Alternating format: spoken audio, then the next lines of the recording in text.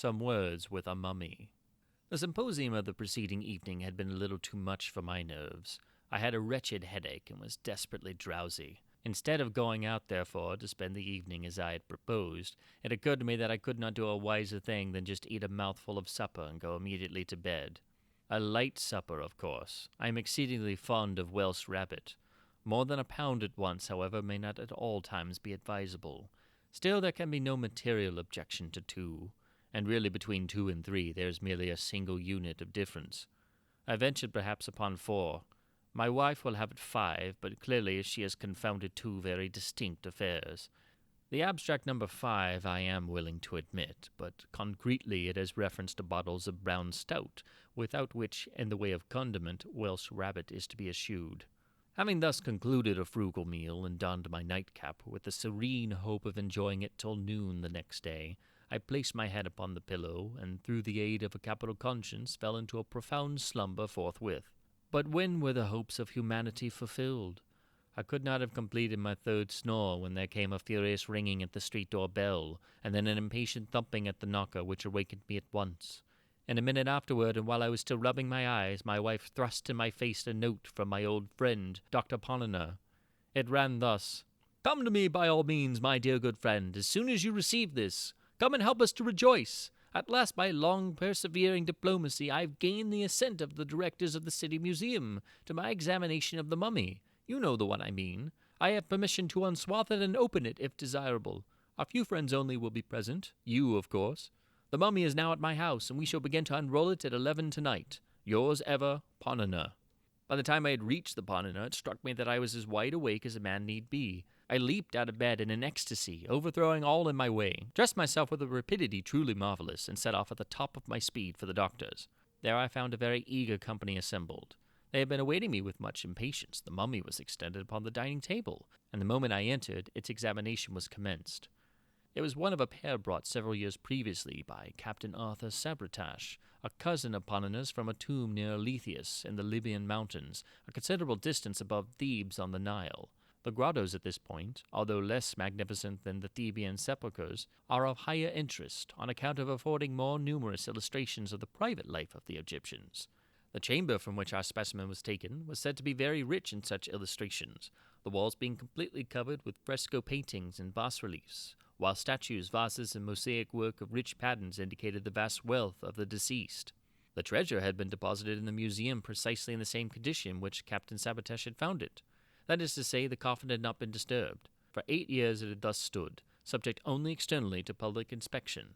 We had now, therefore, the complete mummy at our disposal, and to those who are aware how very rarely the unransacked antique reaches our shores, it will be evident at once that we had great reason to congratulate ourselves upon our good fortune. Approaching the table, I saw on it a large boxer case, nearly 7 feet long, and perhaps 3 feet wide, by 2 feet and a half deep. It was oblong, not coffin-shaped. The material was at first supposed to be the wood of the sycamore, platanus, but upon cutting into it, we found it to be pasteboard, or more properly papier-mâché, composed of papyrus. It was thickly ornamented with paintings, representing funeral scenes and other mournful subjects, interspersed among which, in every variety of position, were certain series of hieroglyphical characters, intended no doubt for the name of the departed. By good luck, Mr. Glidden formed one of our party, and he had no difficulty in translating the letters, which were simply phonetic, and represented the word alla mistachio. We had some difficulty in getting this case open without injury, but having at length accomplished the task, we came to a second coffin-shaped and very considerably less in size than the exterior one, but resembling it precisely in every other respect. The interval between the two was filled with resin, which had in some degree defaced the colors of the interior box. Upon opening this latter, which we did quite easily, we arrived at a third case, also coffin-shaped, and varying from the second one in no particular except in that of its material, which was cedar, and still emitted the peculiar and highly aromatic odor of that wood. Between the second and third case there was no interval, the one fitting accurately within the other. Removing the third case, we discovered and took out the body itself.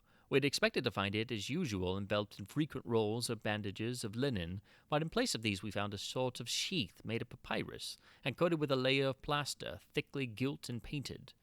The paintings represented subjects connected with the various supposed duties of the soul, and its presentation to different divinities, with numerous identical human figures, intended very probably as portraits of the persons embalmed. Extending from head to foot was a columnar or perpendicular inscription in phonetic hieroglyphics, giving again his name and titles, and the names and titles of his relations.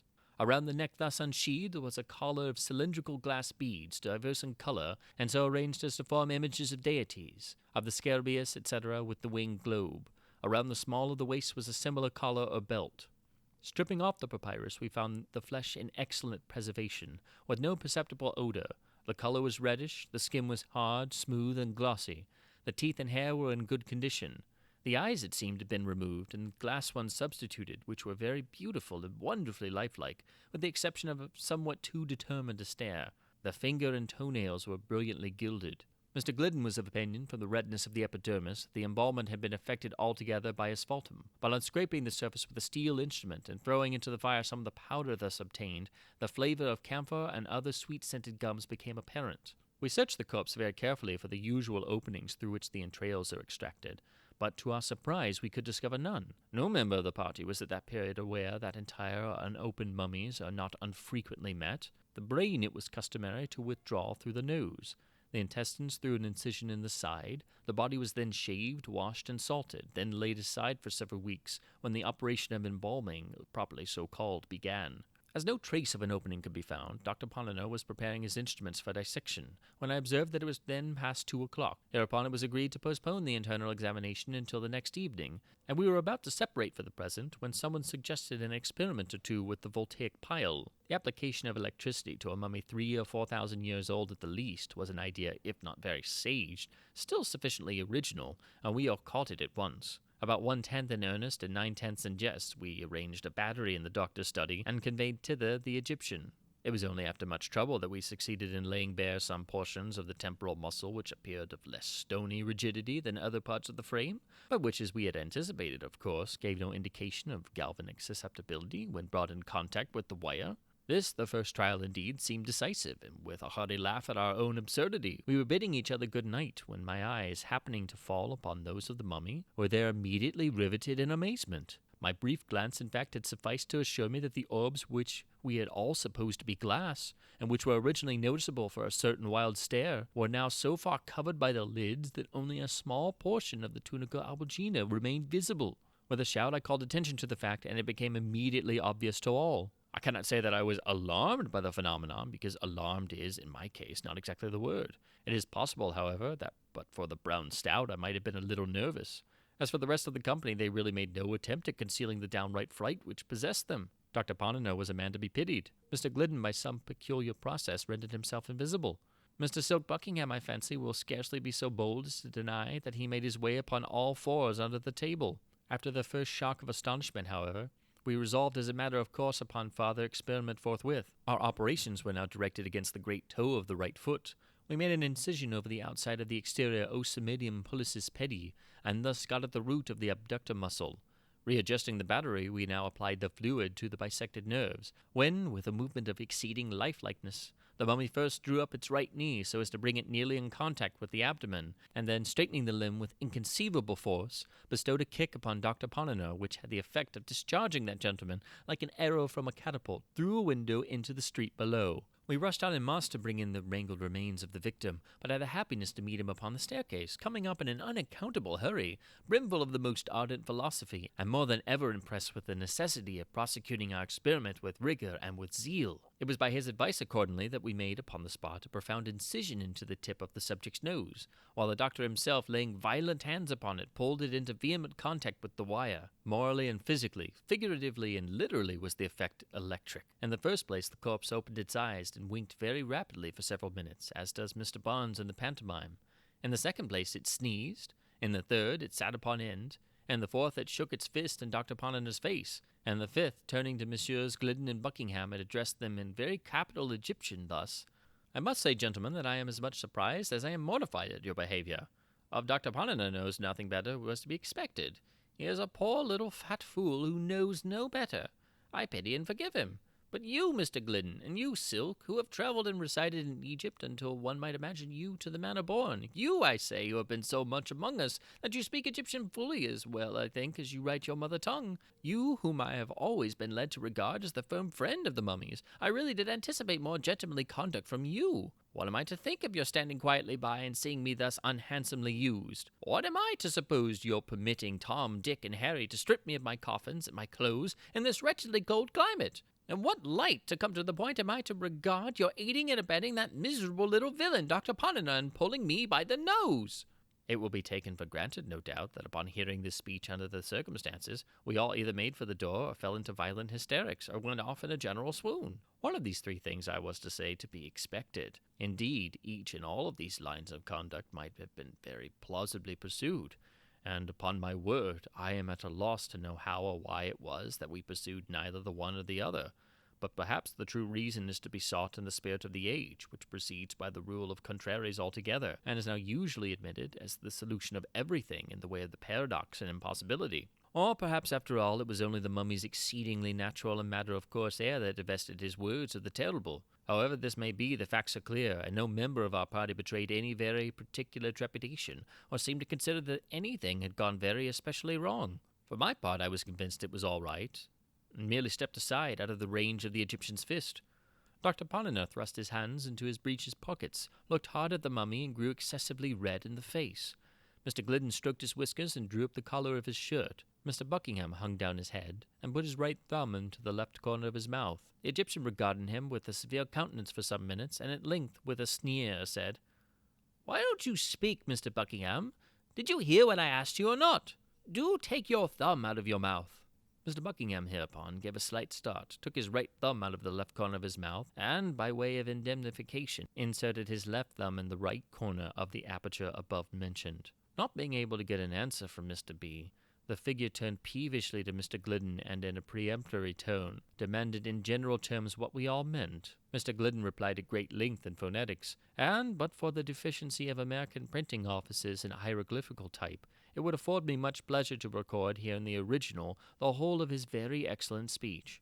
I may as well take this occasion to remark that all the subsequent conversation in which the mummy took a part was carried on in primitive Egyptian, through the medium, so far as concerned myself and other untravelled members of the company, through the medium, I say, of Messrs. Glidden and Buckingham as interpreters. These gentlemen spoke the mother tongue of the mummy with inimitable fluency and grace, but I could not help observing that, owing no doubt to the introduction of images entirely modern and, of course, entirely novel to the stranger, that the two travellers were reduced occasionally to the employment of sensible forms for the purpose of conveying a particular meaning. Mr. Glidden at one period, for example, could not make the Egyptian comprehend the term politics, until he sketched upon the wall with a bit of charcoal a little carbuncle-nosed gentleman, out at elbows, standing upon a stump, with his left leg drawn back, his right arm thrown forward, with his fist shut, the eyes rolled up towards heaven, and the mouth open at an angle of 90 degrees. Just in the same way, Mr. Buckingham failed to convey the absolutely modern idea, wig, until at Dr. Ponina's suggestion he grew very pale in the face and consented to take off his own. It will be readily understood that Mr. Glidden's discourse turned chiefly upon the vast benefits accruing to science from the unrolling and disemboweling of mummies, apologizing upon this score for any disturbance that might have been occasioned him, in particular the individual mummy called Allamistakeo, and concluding with a mere hint, for it could scarcely be considered more, that as these little matters were now explained, it might be as well to proceed with the investigation intended. Here Dr. Ponina made ready his instruments. In regard to the latter suggestions of the orator, it appears that Allamistakeo had certain scruples of conscience, the nature of which I did not distinctly learn, but he expressed himself satisfied with the apologies tendered, and, getting down from the table, shook hands with the company all round. When this ceremony was at an end, we immediately busied ourselves in repairing the damages which our subject had sustained from the scalpel. We sewed up the wound in his temple, bandaged his foot, and applied a square inch of black plaster to the tip of his nose. It was now observed that the Count, which was the title, it seems, of Allamistakeo, had a slight fit of shivering, no doubt from the cold. The doctor immediately repaired to his wardrobe, and soon returned with a black dress coat made in Jennings' best manner, a pair of sky-blue plaid pantaloons with straps, a pink gingham chemise, a flapped vest of brocade, a white sack overcoat, a walking cane with a hook, a hat with no brim, patent leather boots, straw-colored kid gloves, an eyeglass, a pair of whiskers, and a waterfall cravat. Owing to the disparity of size between the Count and the doctor, the proportion being as 2 to 1, There was some little difficulty in adjusting these habiliments upon the person of the Egyptian, but when all was arranged, he might have been said to be dressed. Mr. Glidden therefore gave him his arm and led him to a comfortable chair by the fire, while the doctor rang the bell upon the spot and ordered a supply of cigars and wine. The conversation soon grew animated. Much curiosity was, of course, expressed in regard to the somewhat remarkable fact of Alamastakio still remaining alive. "I should have thought," observed Mr. Buckingham, "that it is high time you were dead." "Why," replied the Count, very much astonished, "I am little more than 700 years old. My father lived 1,000, and was by no means in his dotage when he died." Here ensued a brisk series of questions and computations, by means of which it became evident that the antiquity of the mummy had been grossly misjudged. It had been 5,050 years and some months since it had been consigned to the catacombs at Alethius. "But my remark," resumed Mr. Buckingham, "had no reference to your age at the period of interment. I am willing to grant, in fact, that you are still a young man, and my allusion was to the immensity of time during which, by your own showing, you must have been done up in asphaltum." "In what?" said the Count. "In asphaltum," persisted Mr. B. "Ah, yes, I have some vague notion of what you mean. It might be made to answer, no doubt, but in my time we employed scarcely anything else but the bichloride of mercury." "But what we are especially at a loss to understand," said Dr. Ponnonner, "is how it happens that, having been dead and buried in Egypt 5,000 years ago, you are here today all alive and looking so delightfully well." "Had I been, as you say, dead," replied the Count, "it is more than probable that dead I should still be, and for I perceive you are yet in the infancy of galvanism, and cannot accomplish with it what was a common thing among us in the old days. But the fact is, I fell into catalepsy, and it was considered by my best friends that I was either dead or should be. They accordingly embalmed me at once. I presume you are aware of the chief principle of the embalming process?" "Why, not altogether." "Ah, I perceive, a deplorable condition of ignorance. Well, I cannot enter into details just now, but it is necessary to explain that to embalm, properly speaking, in Egypt, was to arrest indefinitely all the animal functions subjected to the process. I use the word animal in its widest sense, as including the physical not more than the moral and vital being. I repeat that the leading principle of embalmment consisted with us in immediately arresting and holding in perpetual abeyance all the animal functions subjected to the process. To be brief, in whatever condition the individual was at the period of embalmment, in that condition he remained. Now, as it is my good fortune to be of the blood of the Scarabæus, I was embalmed alive, as you see me at present." "The blood of the Scarabæus!" exclaimed Dr. Ponnonner. "Yes, the Scarabæus was the insignium or the arms of a very distinguished and very rare patrician family. To be of the blood of the Scarabæus is merely to be one of that family of which the Scarabæus is the insignium. I speak figuratively." "But what has this to do with your being alive?" "Why, it is the general custom in Egypt to deprive a corpse before embalmment of its bowels and brains. The race of the Scarabæi alone did not coincide with the custom. Had I not been a Scarabæus, therefore, I should have been without bowels and brains, and without either it is inconvenient to live." "I perceive that," said Mr. Buckingham, "and I presume that all the entire mummies that come to hand are of the race of the Scarabæi." "Beyond doubt." "I thought," said Mr. Glidden very meekly, "that the Scarabæus was one of the Egyptian gods." "One of the Egyptian what?" exclaimed the mummy, starting to its feet. "Gods?" repeated the traveller. "Mr. Glidden, I really am astonished to hear you talk in this style," said the Count, resuming his chair. "No nation upon the face of the earth has ever acknowledged more than one god. The Scarabæus, the Ibi, etc., were with us, as similar creatures have been with others, the symbols or media through which we offered worship to the Creator too august to be more directly approached." There was here a pause. At length the colloquy was renewed by Dr. Ponnonner. "It is not improbable, then, that from what you have explained," said he, "that among the catacombs near the Nile there may exist other mummies of the Scarabæus tribe in a condition of vitality?" "There can be no question of it," replied the Count. "All the Scarabæi embalmed accidentally while alive are alive now. Even some of those purposely so embalmed may have been overlooked by their executors and still remained in the tombs." "Will you be kind enough to explain," I said, "what you mean by purposely so embalmed?" "With great pleasure," answered the mummy, after surveying me leisurely through his eyeglass, for it was the first time I had ventured to address him a direct question. "With great pleasure," he said. "The usual duration of man's life in my time was about 800 years. Few men died, unless by most extraordinary accident, before the age of 600. Few lived longer than a decade of centuries, but 8 were considered the natural term. After the discovery of the embalming principle, as I have already described it to you, it occurred to our philosophers that our laudable curiosity might be gratified, and at the same time the interest of science much advanced, by living this natural term in installments. In the case of history, indeed, experience demonstrated that something of this kind was indispensable. An historian, for example, having attained the age of 500, would write a book with great labor and then get himself carefully embalmed, leaving instructions to his executors pro term that they should cause him to be revivified after the lapse of a certain period, say 500 or 600 years.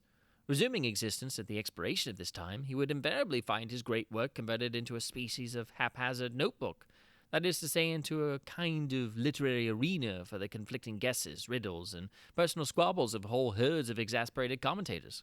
These guesses, etc., which passed under the name of annotations or emendations, were found so completely to envelop, distorted, and overwhelm the text that the author had to go about with a lantern to discover his own book. When discovered, it was never worth the trouble of the search.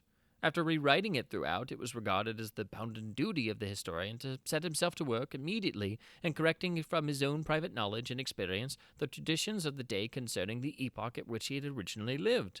Now this process of rescription and personal rectification pursued by various individual sages from time to time had the effect of preventing our history from degenerating into absolute fable. "I beg your pardon," said Dr. Ponnen at this point, laying his hand gently upon the arm of the Egyptian. "I beg your pardon, sir, but may I presume to interrupt you for one moment?" "By all means, sir," replied the Count, drawing up. "I merely wish to ask you a question," said the doctor. "You mentioned the historian's personal correction of traditions respecting his own epoch. Pray, sir, upon an average, what proportion of these Kabbalah were usually found to be right?" "The Kabbalah, as you properly termed them, sir, were generally discovered to be precisely on a par with the facts recorded in the unrewritten histories themselves. That is to say, not one individual iota of either was ever known under any circumstances to be not totally and radically wrong." "But since it is quite clear," resumed the doctor, "that at least 5,000 years have elapsed since your entombment, I take it for granted that your histories at that period, if not your traditions, were sufficiently explicit on that one topic of universal interest, the creation, which took place, as I presume you are aware, only about 10 centuries before." "Sir," said the Count Alamistachio. The doctor repeated his remarks, but it was only after much additional explanation that the foreigner could be made to comprehend them. The latter said at length, hesitatingly, "The ideas you have suggested are to me, I confess, utterly novel. During my time I never knew anyone to entertain so singular a fancy as that the universe, this world if you will have it so, ever had a beginning at all. I remember once, and once only, hearing something remotely hinted by a man of many speculations concerning the origin of the human race, and by this individual the very word atom, or red earth, which you make use of, was employed. He employed it, however, in a generical sense, with reference to the spontaneous germination from rank soil, just as 1,000 of the lower genera of creatures are germinated. The spontaneous germination, I say, of 5 vast hordes of men, simultaneously upspringing in 5 distinct and nearly equal divisions of the globe." Here in general the company shrugged their shoulders, and 1 or 2 of us touched our foreheads with a very significant air, Mr. Soap Buckingham first glancing slightly at the occiput and then at the sinciput of Alamistachio spoke as follows. "The long duration of human life in your time, together with the occasional practice of passing it, as you have explained, in installments, must have had, indeed, a strong tendency to the general development and conglomeration of knowledge. I presume, therefore, that we are to attribute the marked inferiority of the old Egyptians in all particulars of science, when compared with the moderns, and more especially with the Yankees, altogether to the superior solidity of the Egyptian skull." "I confess again," replied the Count with much suavity, "that I am somewhat at a loss to comprehend you. Pray, to what particulars of science do you allude?" Here the whole of our party joining voices detailed at great length the assumptions of phrenology and the marvels of animal magnetism. Having heard us to an end, the Count proceeded to relate a few anecdotes, which rendered it evident that prototypes of Gaul and Spurzheim had flourished and faded in Egypt so long ago as to have been nearly forgotten, and that the maneuvers of Mesmer were really very contemptible tricks when put in collation with the positive miracles of the Theban savants, who created lice and a great many other similar things. I here asked the Count if his people were able to calculate ellipses. He smiled rather contemptuously and said they were.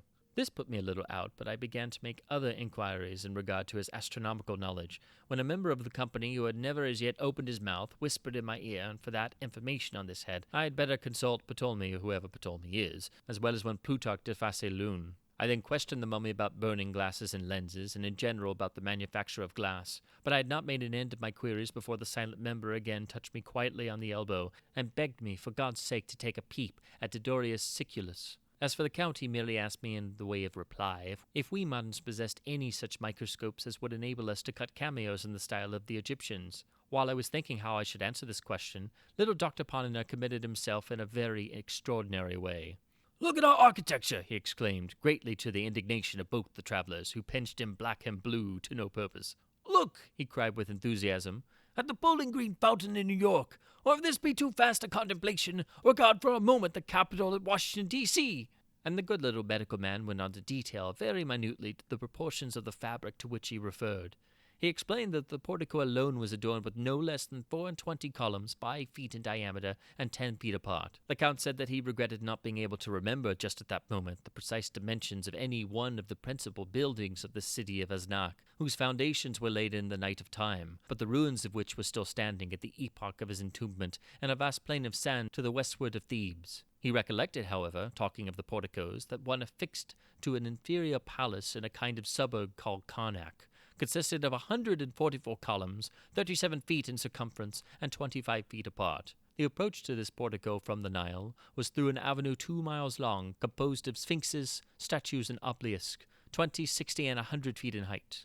The palace itself, as well as he could remember, was in one direction 2 miles long, and might have been altogether about 7 in circuit. Its walls were richly painted all over, within and without, with hieroglyphics. He would not pretend to assert that even 50 or 60 of the doctor's capitals might have been built within these walls, but he was by no means sure that 200 or 300 of them might not have been squeezed in with some trouble. That palace at Karnak was an insignificant little building after all. He, the Count, however, could not conscientiously refuse to admit the ingenuity, magnificence, and superiority of the fountain at the Bowling Green, as described by the doctor. Nothing like it, he was forced to allow, had ever been seen in Egypt or elsewhere. I here asked the Count what he had to say to our railroads. "Nothing," he replied, "in particular." They were rather slight, rather ill-conceived, and clumsily put together. They could not be compared, of course, with the vast, level, direct, iron-grooved causeways upon which the Egyptians conveyed entire temples in solid obelisks of 150 feet in altitude. I spoke of our gigantic mechanical forces. He agreed that we knew something in that way, but inquired how I should have gone to work in getting up the impost on the lintels of even the little palace at Karnak. This question I concluded not to hear, and demanded if he had any idea of artesian wells, but he simply raised his eyebrows, and while Mr. Glidden winked at me very hard and said in a low tone that one had recently been discovered by the engineers employed to bore for water in the great oasis. I then mentioned our steel, but the foreigner elevated his nose and asked me if our steel could have executed the sharp-carved work seen on the obelisk, and which was wrought altogether by edge-tools of copper. This disconcerted us so greatly that we thought it advisable to vary the attack to metaphysics. We sent for a copy of a book called The Dial, and read out of it a chapter or two about something which is not very clear, but which the Bostonians call the Great Movement or Progress. The Count merely said that great movements were awfully common things in his day, and as for progress, it was at one time quite a nuisance, but it never progressed. We then spoke of the great beauty and importance of democracy, and were at much trouble in impressing the Count with a due sense of the advantages we enjoyed in living where there was suffrage ad libitum and no king. He listened with marked interest, and in fact seemed not a little amused. When we had done, he said that a great while ago there had occurred something of a very similar sort. 13 Egyptian provinces determined all at once to be free, and to set a magnificent example to the rest of mankind.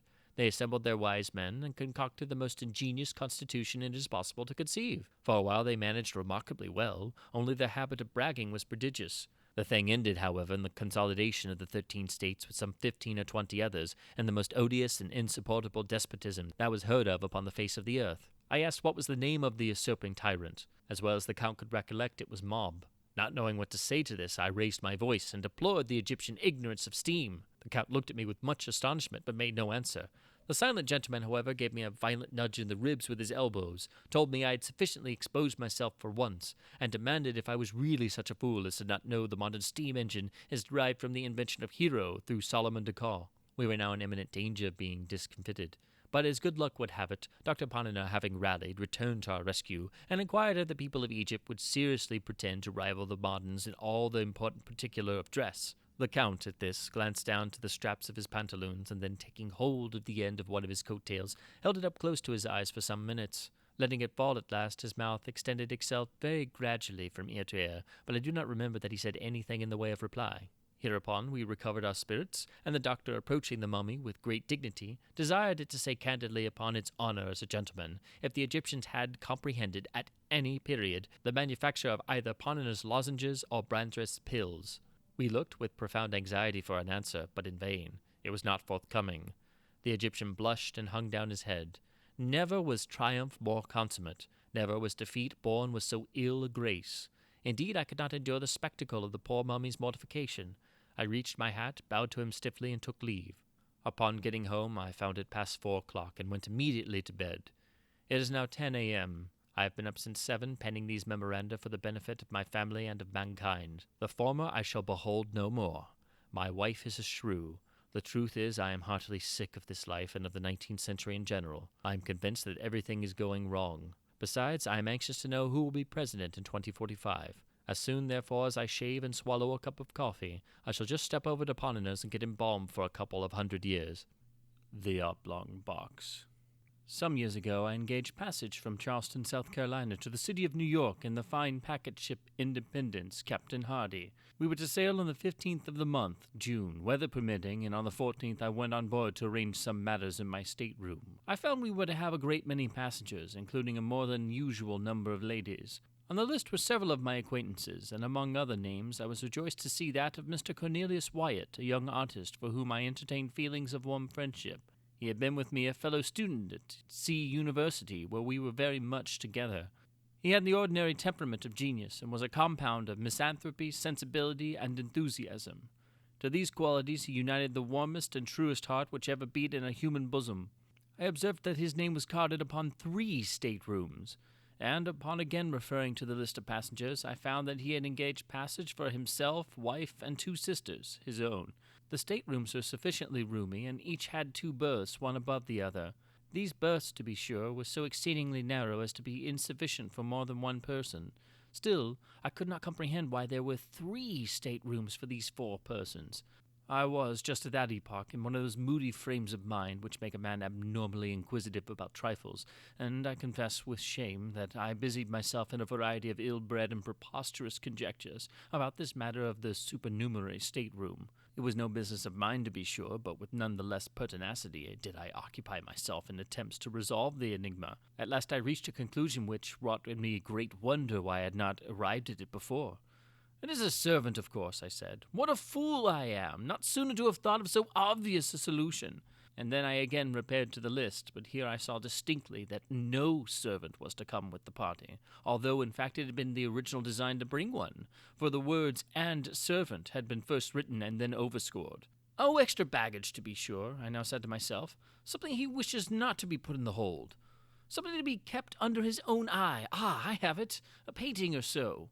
And this is what he's been bargaining about with Nicolino, the Italian Jew." This idea satisfied me, and I dismissed my curiosity for the nonce. Wyatt's 2 sisters I knew very well, and most amiable and clever girls they were. His wife he had newly married, and I had never yet seen her. He had often talked about her in my presence, however, and in his usual style of enthusiasm. He described her as of surpassing beauty, wit, and accomplishment. I was therefore quite anxious to make her acquaintance. On the day in which I visited the ship, the 14th, Wyatt and party were also to visit it, so the captain informed me, and I waited on board an hour longer than I had designed, in hope of being presented to the bride. But then an apology came. Mrs. W. was a little indisposed, and would decline coming on board until tomorrow at the hour of sailing.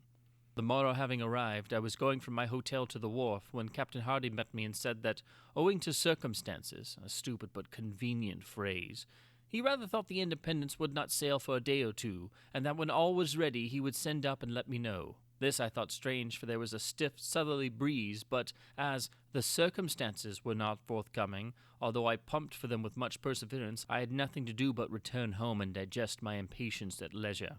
I did not receive the expected message from the captain for nearly a week. It came at length, however, and I immediately went on board. The ship was crowded with passengers, and everything was in the bustle attendant upon making sail. Wyatt's party arrived in about 10 minutes after myself. There were the 2 sisters, the bride, and the artist, the latter in one of his customary fits of moody misanthropy. I was too well used to these, however, to pay them any special attention. He did not even introduce me to his wife, this courtesy devolving perforce upon his sister Marian, a very sweet and intelligent girl who, in a few hurried words, made us acquainted. Mrs. Wyatt had been closely veiled, and when she raised her veil in acknowledging my bow, I confess that I was very profoundly astonished. I should have been much more so, however, had not long experience advised me not to trust, with too implicit a reliance, the enthusiastic descriptions of my friend, the artist, when indulging in comments upon the loveliness of woman. When beauty was the theme, I well knew with what facility he soared into the regions of the purely ideal. The truth is, I could not help regarding Mrs. Wyatt as a decidedly plain-looking woman. If not positively ugly, she was not, I think, very far from it. She was dressed, however, in exquisite taste, and then I had no doubt that she had captivated my friend's heart by the more enduring graces of the intellect and soul. She said very few words, and passed at once into a state-room with Mr. Wyatt. My old inquisitiveness now returned. There was no servant. That was a settled point. I looked, therefore, for the extra baggage. After some delay, a cart arrived at the wharf, with an oblong pine box, which was everything that seemed to be expected. Immediately upon its arrival, we made sail, and in a short time were safely over the bar and standing out to sea. The box in question was, as I say, oblong. It was about 6 feet in length by 2.5 in breadth. I observed it attentively and liked to be precise. Now this shape was peculiar, and no sooner had I seen it than I took credit to myself for the accuracy of my guessing. I had reached the conclusion, it will be remembered, that the extra baggage of my friend, the artist, would prove to be pictures, or at least a picture, for I knew he had been for several weeks in conference with Nicolino. And now here was a box which, from its shape, could possibly contain nothing in the world but a copy of Leonardo's Last Supper, and a copy of this very Last Supper, done by Rubini the Younger at Florence, I had known for some time to be in the possession of Nicolino. This point, therefore, I considered as sufficiently settled. I chuckled excessively when I thought of my acumen. It was the first time I had ever known Wyatt to keep from me any of his artistical secrets, but here he evidently intended to steal a march upon me and smuggle a fine picture to New York, under my very nose, expecting me to know nothing of the matter. I resolved to quiz him well, now and hereafter. One thing, however, annoyed me not a little. The box did not go into the extra stateroom. It was deposited in Wyatt's own, and there, too, it remained, occupying very nearly the whole of the floor, no doubt to the exceeding discomfort of the artist and his wife. This the more especially as the tar or paint with which it was lettered in sprawling capitals emitted a strong, disagreeable, and to my fancy, a peculiarly disgusting odor. On the lid were painted the words, Miss Adelaide Curtis, Albany, New York, charge of Cornelius Wyatt, Esquire, this side up, to be handled with care. Now I was aware that Mrs. Adelaide Curtis of Albany was the artist's wife's mother, but then I looked upon the whole address as a mystification, intended especially for myself. I made up my mind, of course, that the box and contents would never get farther north than the studio of my misanthropic friend in Chambers Street, New York. For the first 3 or 4 days we had fine weather, although the wind was dead ahead, having chopped round to the northward immediately upon our losing sight of the coast. The passengers were, consequently, in high spirits, and disposed to be social. I must except, however, Wyatt and his sisters, who behaved stiffly, and I could not help thinking uncourteously to the rest of the party. Wyatt's conduct I did not so much regard. He was gloomy even beyond his usual habit. In fact, he was morose. But in him I was prepared for eccentricity. For the sisters, however, I could make no excuse. They secluded themselves in their staterooms during the greater part of the passage, and absolutely refused, although I repeatedly urged them, to hold communication with any person on board. Mrs. Wyatt herself was far more agreeable. That is to say, she was chatty. And to be chatty is no slight recommendation at sea. She became excessively intimate with most of the ladies, and, to my profound astonishment, evinced no equivocal disposition to coquet with the men. She amused us all very much. I say amused, and scarcely know how to explain myself.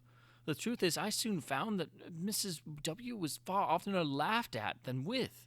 The gentlemen said little about her, but the ladies, in a little while, pronounced her a good-hearted thing, rather indifferent-looking, totally uneducated, and decidedly vulgar. The great wonder was how Wyatt had been entrapped into such a match.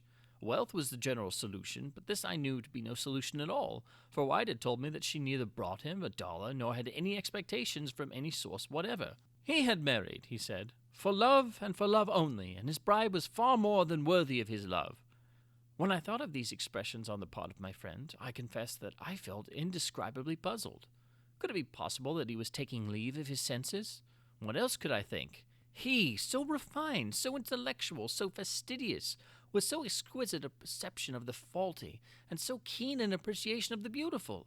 To be sure, the lady seemed especially fond of him, particularly so in his absence, when she made herself ridiculous by frequent quotations of what had been said by her beloved husband, Mr. Wyatt. The word husband seemed forever, to use one of her own delicate expressions, forever on the tip of her tongue. In the meantime, it was observed by all on board that he avoided her in the most pointed manner, and for the most part shut himself up alone in his stateroom, where, in fact, he might have been said to live altogether, leaving his wife at full liberty to amuse herself as she thought best in the public society of the main cabin. My conclusion from what I saw and heard was that the artist, by some unaccountable freak of fate, or perhaps in some fit of enthusiastic and fanciful passion, had been induced to unite himself with a person altogether beneath him, and that the natural result, entire and speedy disgust, had ensued. I pitied him from the bottom of my heart, but could not for that reason quite forgive his incommunicativeness in the matter of the Last Supper. For this I resolved to have my revenge. One day he came upon deck, and, taking his arm as had been my wont, I sauntered with him backwards and forwards. His gloom, however, which I considered quite natural under the circumstances, seemed entirely unabated. He said little, and that moodily, and with evident effort. I ventured a jest or two, and he made a sickening attempt at a smile. Poor fellow, as I thought of his wife, I wondered that he could have heart to put on even the semblance of mirth. At last I ventured a home thrust. I determined to commence a series of covert insinuations or innuendos about the Oblong Box, just to let him perceive gradually that I was not altogether the butt or victim of his little bit of pleasant mystification. My first observation was by way of opening a masked battery. I said something about the peculiar shape of that box, and as I spoke the words I smiled knowingly, winked, and touched him gently with my forefinger in the ribs. The manner in which Wyatt received this harmless pleasantry convinced me at once that he was mad. At first he stared at me as if he found it impossible to comprehend the witticism of my remark, but as its point seemed slowly to make its way into his brain, his eyes in the same proportion seemed protruding from their sockets. Then he grew very red, then hideously pale. Then, as if highly amused with what I had insinuated, he began a loud and boisterous laugh, which, to my astonishment, he kept up, with gradually increasing vigor, for 10 minutes or more. In conclusion, he fell flat and heavily upon the deck. When I ran to uplift him, to all appearance, he was dead. I called assistance, and with much difficulty we brought him to himself. Upon reviving, he spoke incoherently for some time. At length we bled him and put him to bed. The next morning he was quite recovered so far as regarded his mere bodily health. Of his mind I say nothing, of course. I avoided him during the rest of the passage, by advice of the captain, who seemed to coincide with me altogether in my views of his insanity, but cautioned me to say nothing on this head to any person on board. Several circumstances occurred immediately after this fit of Wyatt's, which contributed to heighten the curiosity with which I was already possessed. Among other things, this: I had been nervous, drank too much strong green tea, and slept ill at night. In fact, for 2 nights I could not be properly said to sleep at all.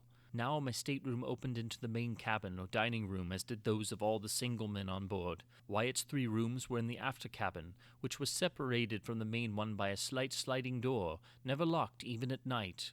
As we were almost constantly on a wind, and the breeze was not a little stiff, the ship heeled to leeward very considerably, and whenever her starboard side was to leeward, the sliding door between the cabins slid open, and so remained, nobody taking the trouble to get up and shut it.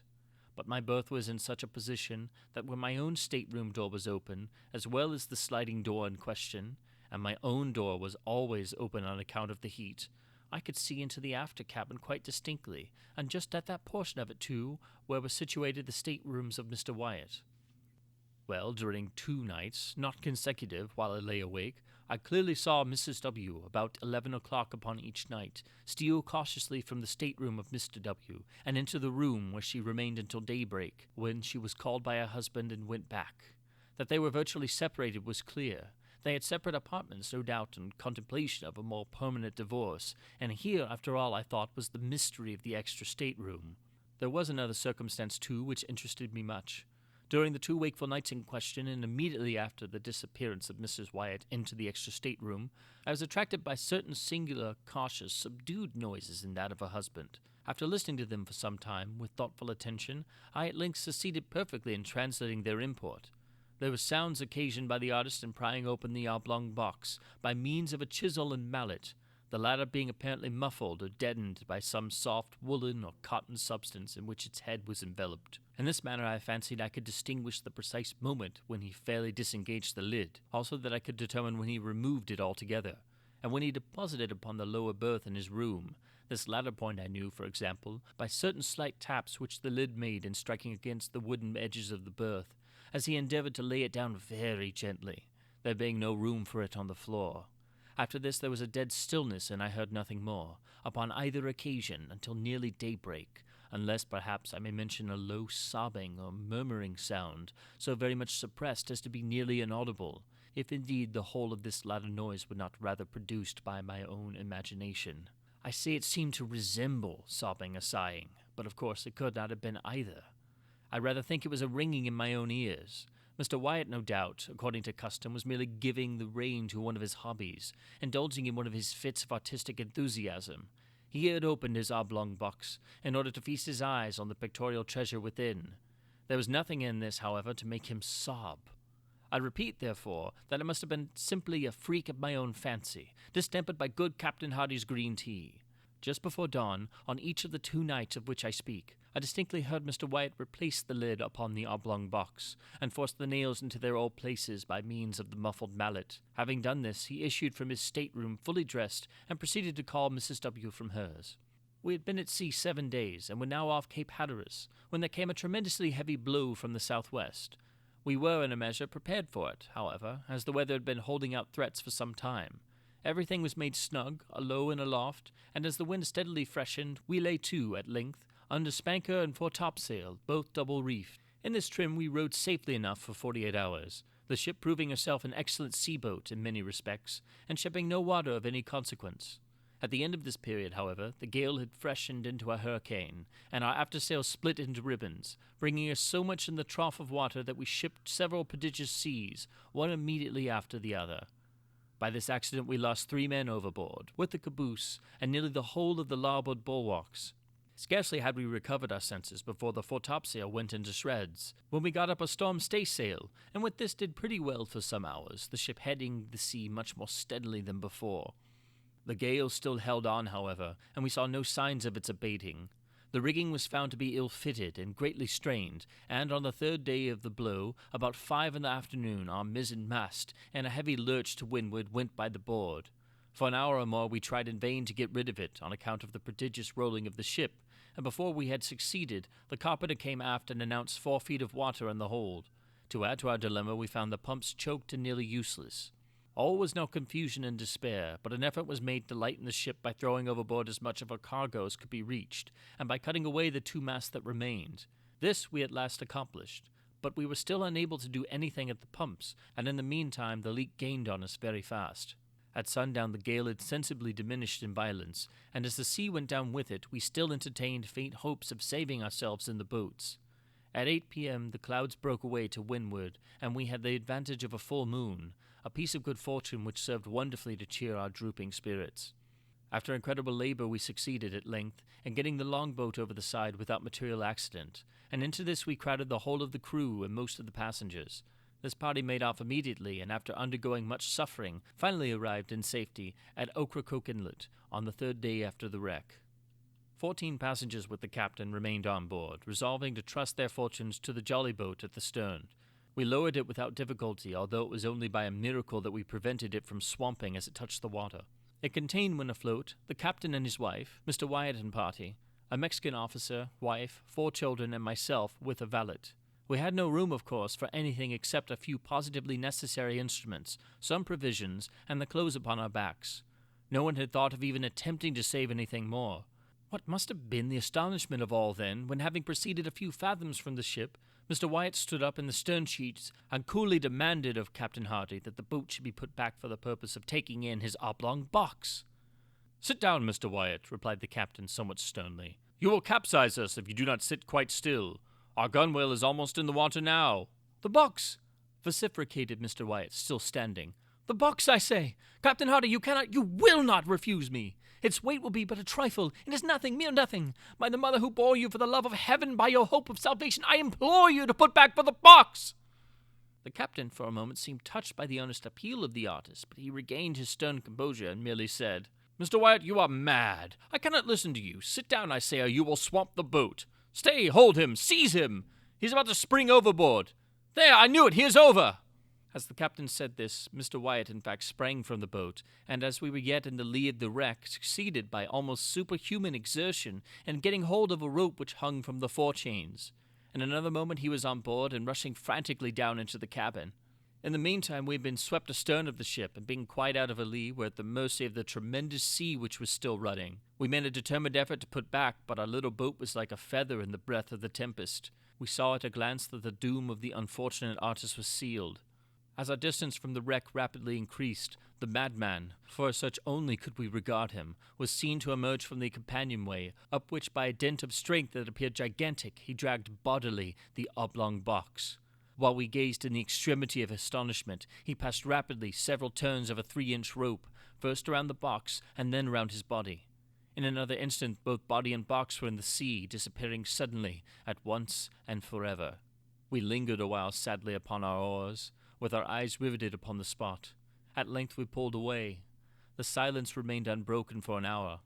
Finally I hazarded a remark. "Did you observe, Captain, how suddenly they sank? Was not that an exceedingly singular thing? I confess that I entertained some feeble hope of his final deliverance, when I saw him lash himself to the box and commit himself to the sea." "They sank as a matter of course," replied the captain, "and that like a shot. They will soon rise again, however, but not till the salt melts." "The salt?" I ejaculated. "Hush!" said the captain, pointing to the wife and the sisters of the deceased. "We must talk of these things at some more appropriate time." We suffered much and made a narrow escape, but fortune befriended us, as well as our mates in the longboat. We landed, in fine, more dead than alive, after 4 days of intense distress, upon the beach opposite Roanoke Island. We remained here a week, were not ill-treated by the wreckers, and at length obtained a passage to New York. About a month after the loss of the Independence, I happened to meet Captain Hardy in Broadway. Our conversation turned naturally upon the disaster, and especially upon the sad fate of poor Wyatt. I thus learned the following particulars. The artist had engaged passage for himself, wife, 2 sisters, and a servant. His wife was indeed, as she had been represented, a most lovely and most accomplished woman.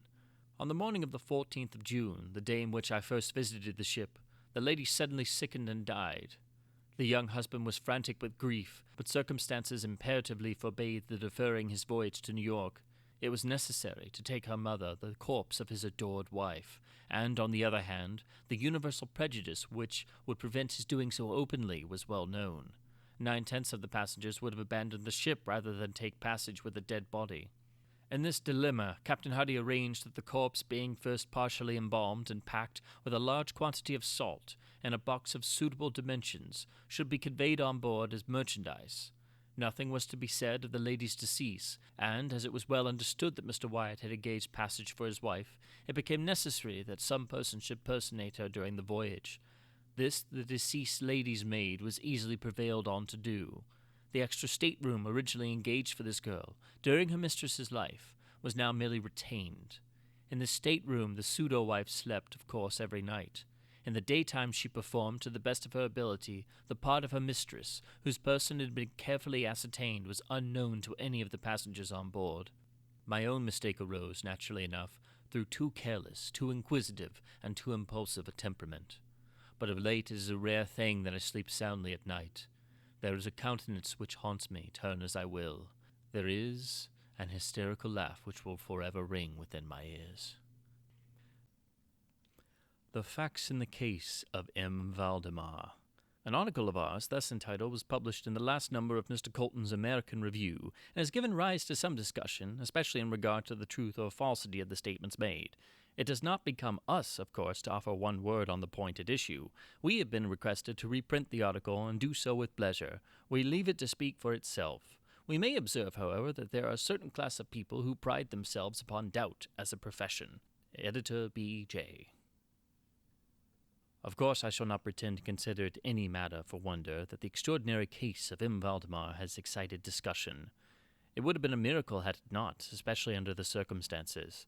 Through the desire of all parties concerned to keep the affair from the public, at least for the present, or until we had further opportunities for investigation, through our endeavors to effect this, a garbled or exaggerated account has made its way into society, and became the source of many unpleasant misrepresentations, and, very naturally, of a great deal of disbelief.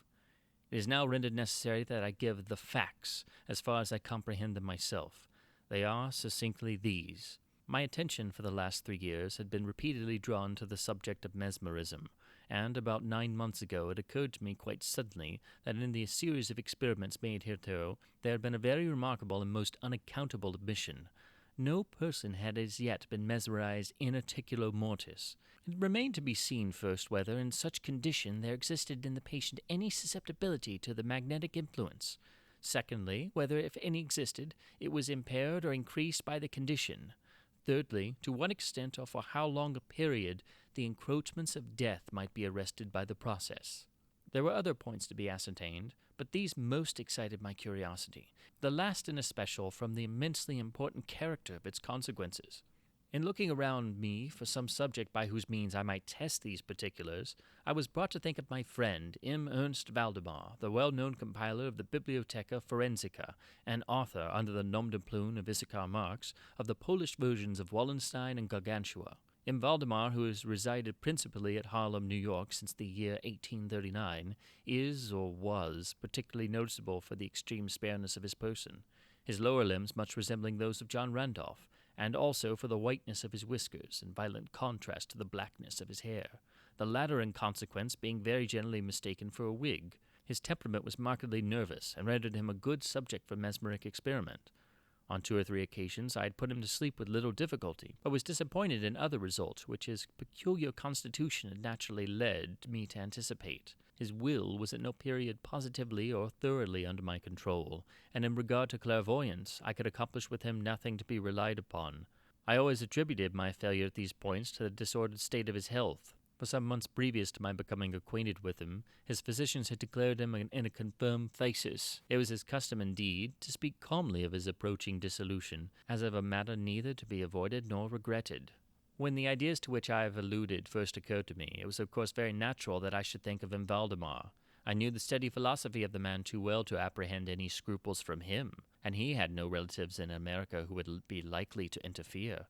I spoke to him frankly upon the subject, and to my surprise his interest seemed vividly excited. I say to my surprise, for although he had always yielded his person freely to my experiments, he had never before given me any tokens of sympathy with what I did. His disease was of that character which would admit of exact calculation in respect to the epoch of its termination in death, and it was finally arranged between us that he would send for me about 24 hours before the period announced by his physicians as that of his decease.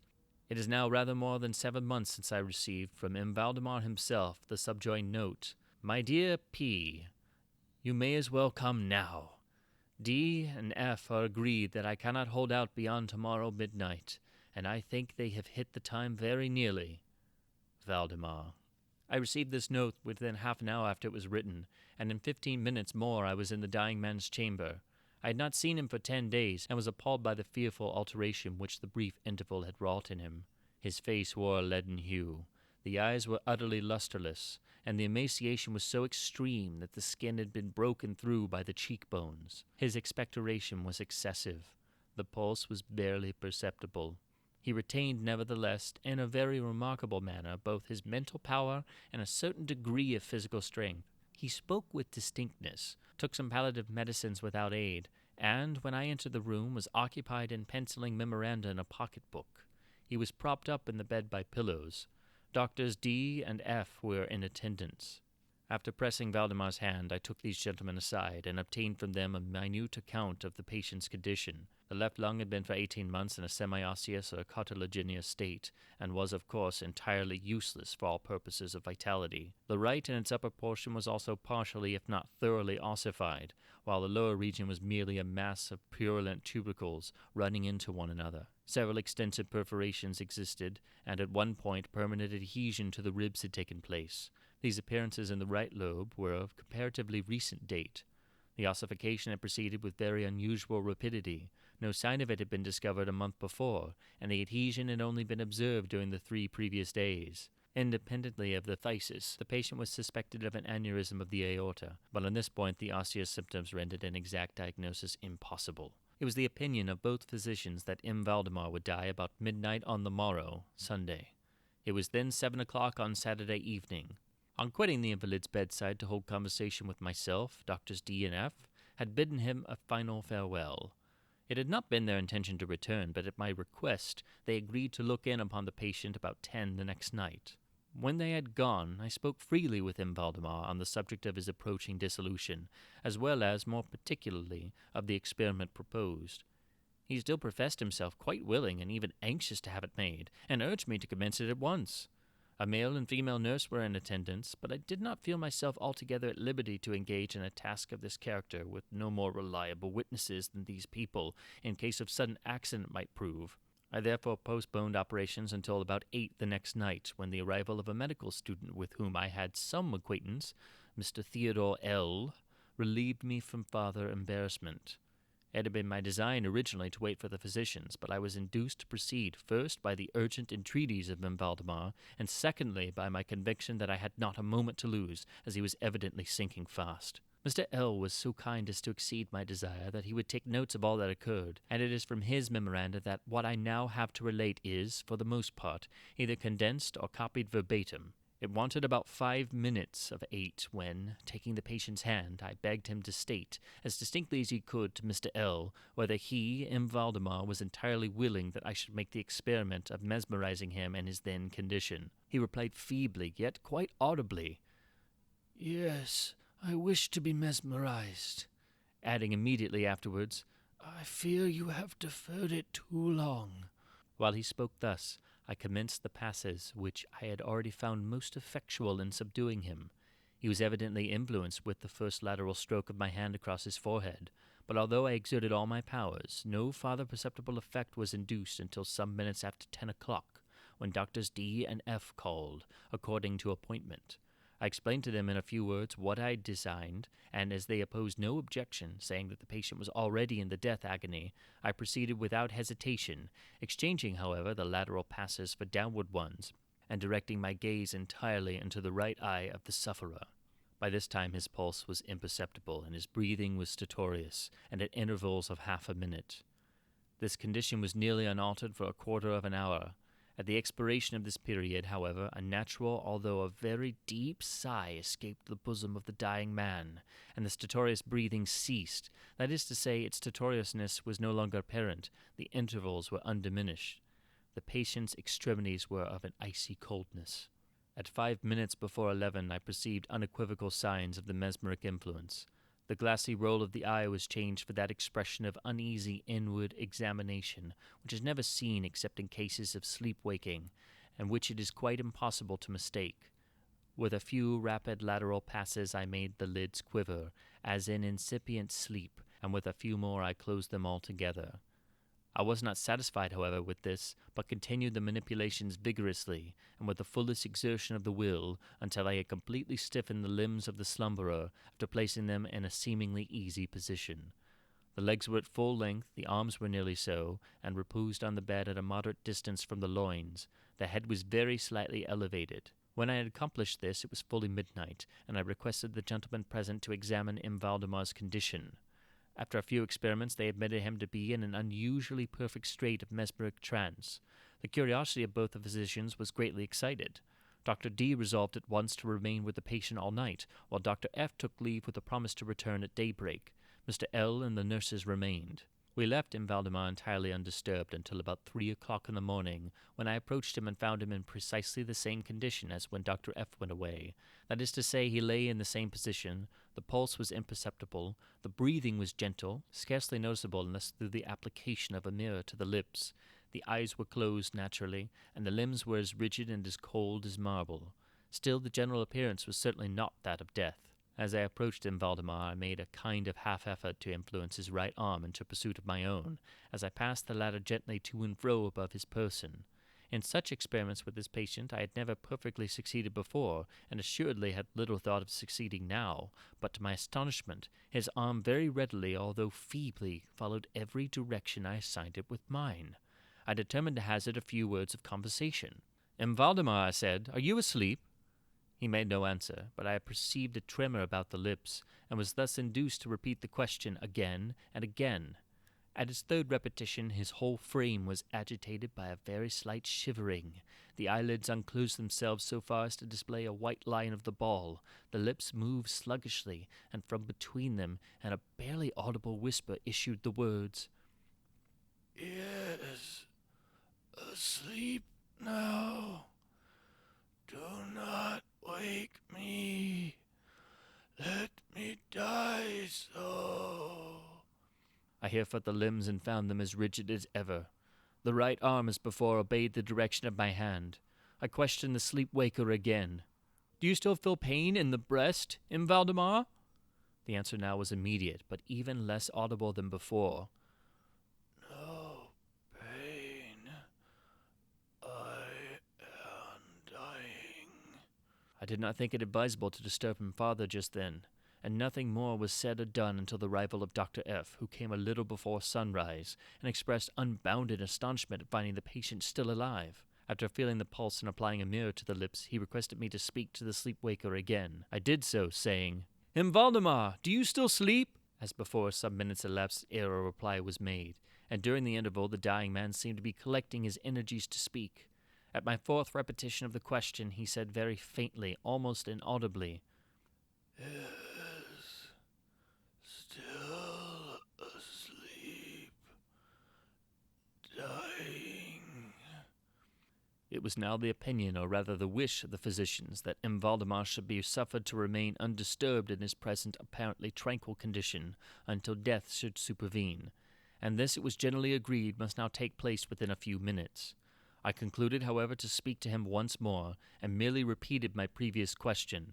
While I spoke, there came a marked change over the countenance of the sleep-waker. The eyes rolled themselves slowly open, the pupils disappearing upwardly. The skin generally assumed a cadaverous hue, resembling not so much parchment as white paper, and the circular hectic spots which hitherto had been strongly defined in the center of each cheek went out at once.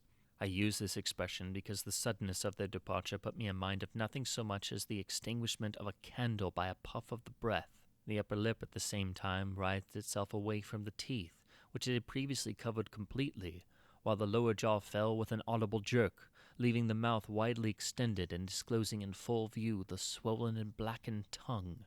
I presume that no member of the party then present had been unaccustomed to deathbed horrors, but so hideous beyond conception was the appearance of Valdemar at this moment that there was a general shrinking back from the region of the bed. I now feel that I have reached a point of this narrative at which every reader will be startled into positive disbelief. It is my business, however, simply to proceed. There was no longer the faintest sign of vitality in Valdemar, and concluding him to be dead, we were consigning him to the charge of the nurses, when a strong vibratory motion was observable in the tongue. This continued for perhaps a minute.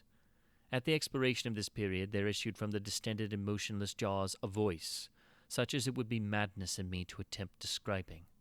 There are indeed 2 or 3 epithets which might be considered as applicable to it in part. I might say, for example, that the sound was harsh and broken and hollow, but the hideous whole is indescribable, for the simple reason that no similar sounds have ever jarred upon the ear of humanity. There were 2 particulars, nevertheless, which I thought then and still think might fairly be stated as characteristic of the intonation, as well adapted to convey some idea of its unearthly peculiarity. In the first place, the voice seemed to reach our ears, at least mine, from a vast distance, or from some deep cavern within the earth. In the second place, it impressed me. I fear indeed that it will be impossible to make myself comprehended, as gelatinous or glutinous matters impress the sense of touch. I have spoken of both sound and of voice. I mean to say that the sound was one of distinct, of even wonderfully, thrillingly distinct syllabification. Valdemar spoke, obviously in reply to the question I had propounded to him a few minutes before. I asked him, it will be remembered, if he still slept. He now said, "Yes, no, I have been sleeping, and now I am dead." No person present even affected to deny or attempted to repress the unutterable, shuddering horror which these few words thus uttered were so well calculated to convey. Mr. L., the student, swooned. The nurses immediately left the chamber and could not be induced to return. My own impressions I would not pretend to render intelligible to the reader. For nearly an hour we busied ourselves silently, without the utterance of a word, in endeavors to revive Mr. L. When he came to himself, we addressed ourselves again to an investigation of M. Valdemar's condition. It remained in all respects as I have last described it, with the exception that the mirror no longer afforded evidence of respiration. An attempt to draw blood from the arm failed. I should mention, too, that this limb was no farther subject to my will. I endeavored in vain to make it follow the direction of my hand. The only real indication, indeed, of the mesmeric influence was now found in the vibratory movement of the tongue, whenever I addressed M. Valdemar a question. He seemed to be making an effort to reply, but had no longer sufficient volition. To queries put to him by any other person than myself, he seemed utterly insensible, although I endeavored to place each member of the company in mesmeric rapport with him. I believe that I have now related all that is necessary to an understanding of the sleepwaker's state at this epoch. Other nurses were procured, and at 10 o'clock I left the house in company with the 2 physicians and Mr. L. In the afternoon we all called again to see the patient. His condition remained precisely the same.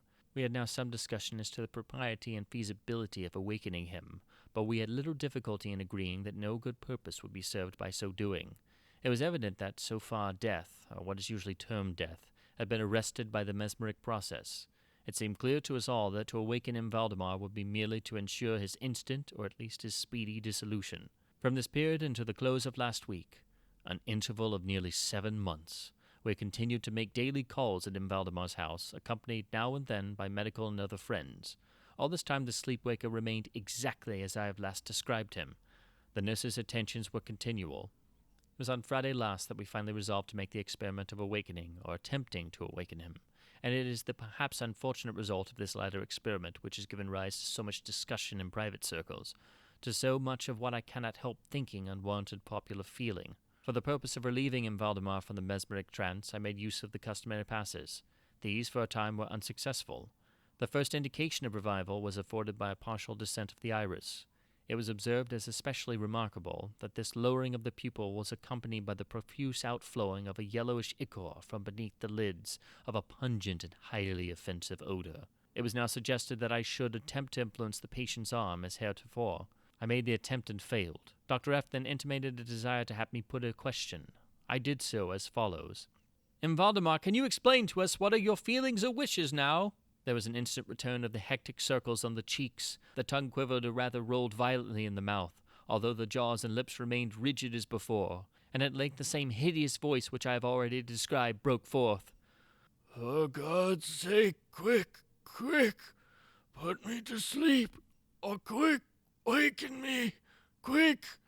I say to you that I am dead.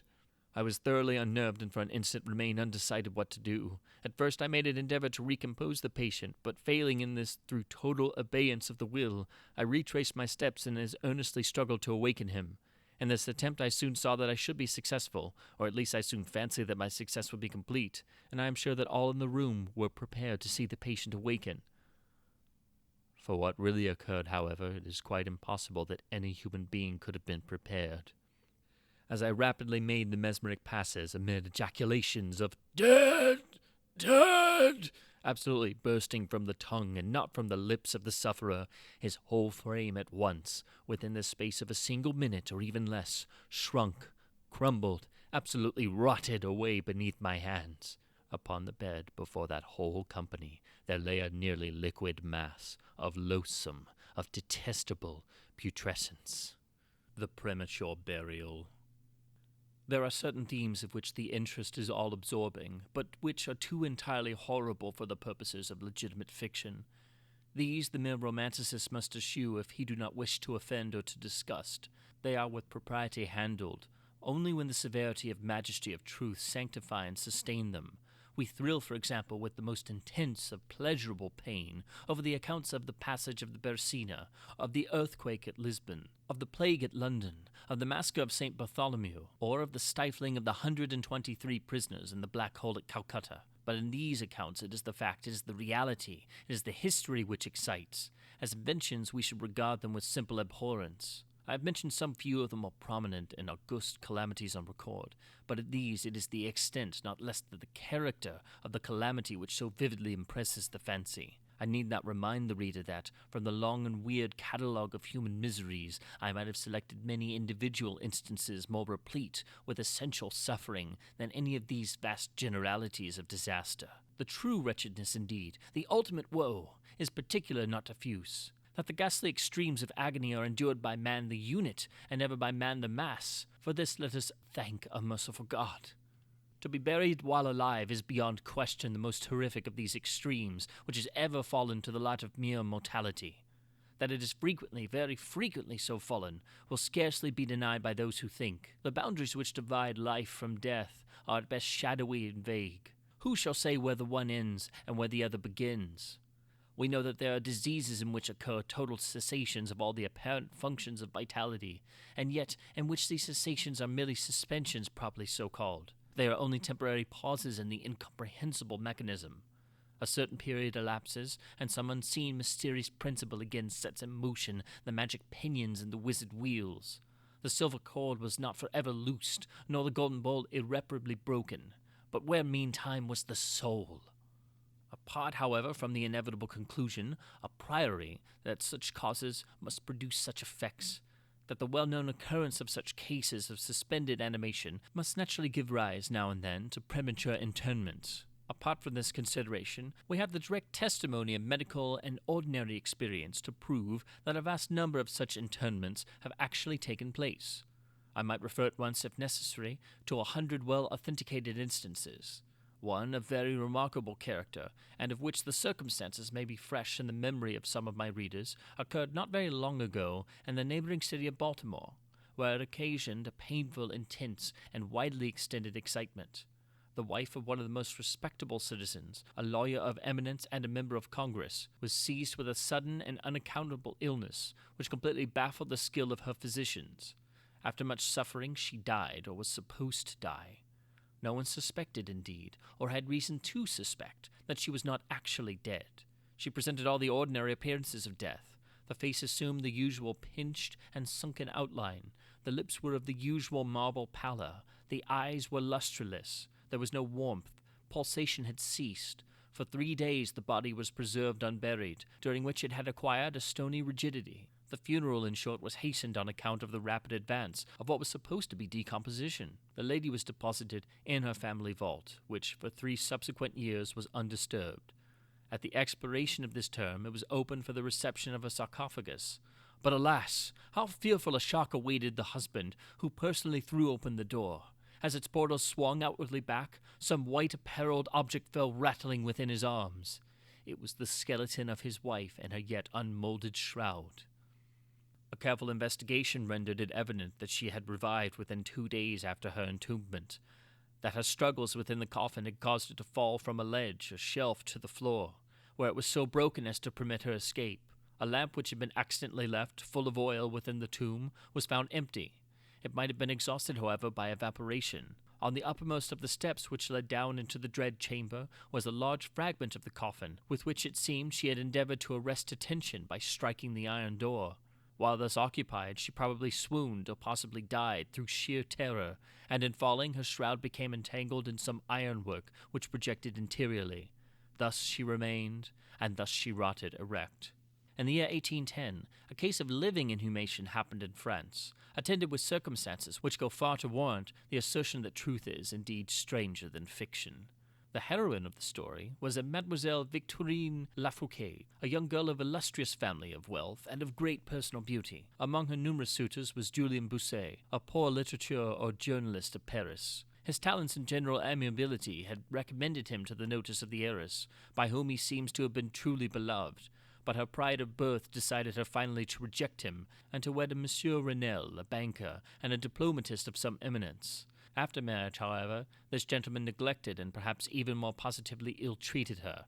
Having passed with him some wretched years, she died. At least her condition so closely resembled death as to deceive everyone who saw her. She was buried, not in a vault, but in an ordinary grave in the village of her nativity. Filled with despair, and still inflamed by the memory of a profound attachment, the lover journeys from the capital to the remote province in which the village lies, with the romantic purpose of disinterring the corpse and possessing himself of its luxuriant tresses. He reaches the grave. At midnight he unearths the coffin, opens it, and is in the act of detaching the hair when he is arrested by the unclosing of the beloved eyes. In fact, the lady had been buried alive. Vitality had not altogether departed, and she was aroused by the caresses of her lover from the lethargy which had been mistaken for death. He bore her frantically to his lodgings in the village. He employed certain powerful restoratives suggested by no little medical learning. In fine, she revived. She recognized her preserver. She remained with him until, by slow degrees, she fully recovered her original health. Her woman's heart was not adamant, and this last lesson of love sufficed to soften it. She bestowed it upon Poe-A. She returned no more to her husband, but concealing from him her resurrection, fled with her lover to America. 20 years afterwards, the two returned to France, in the persuasion that time had so greatly altered the lady's appearance that her friends would be unable to recognize her. They were mistaken, however, for at the first meeting, Monsieur Renel did actually recognize and make claim to his wife. This claim she resisted, and a judicial tribunal sustained her in her resistance, deciding that the peculiar circumstances, with the long lapse of years, had extinguished not only equitably but legally the authority of the husband.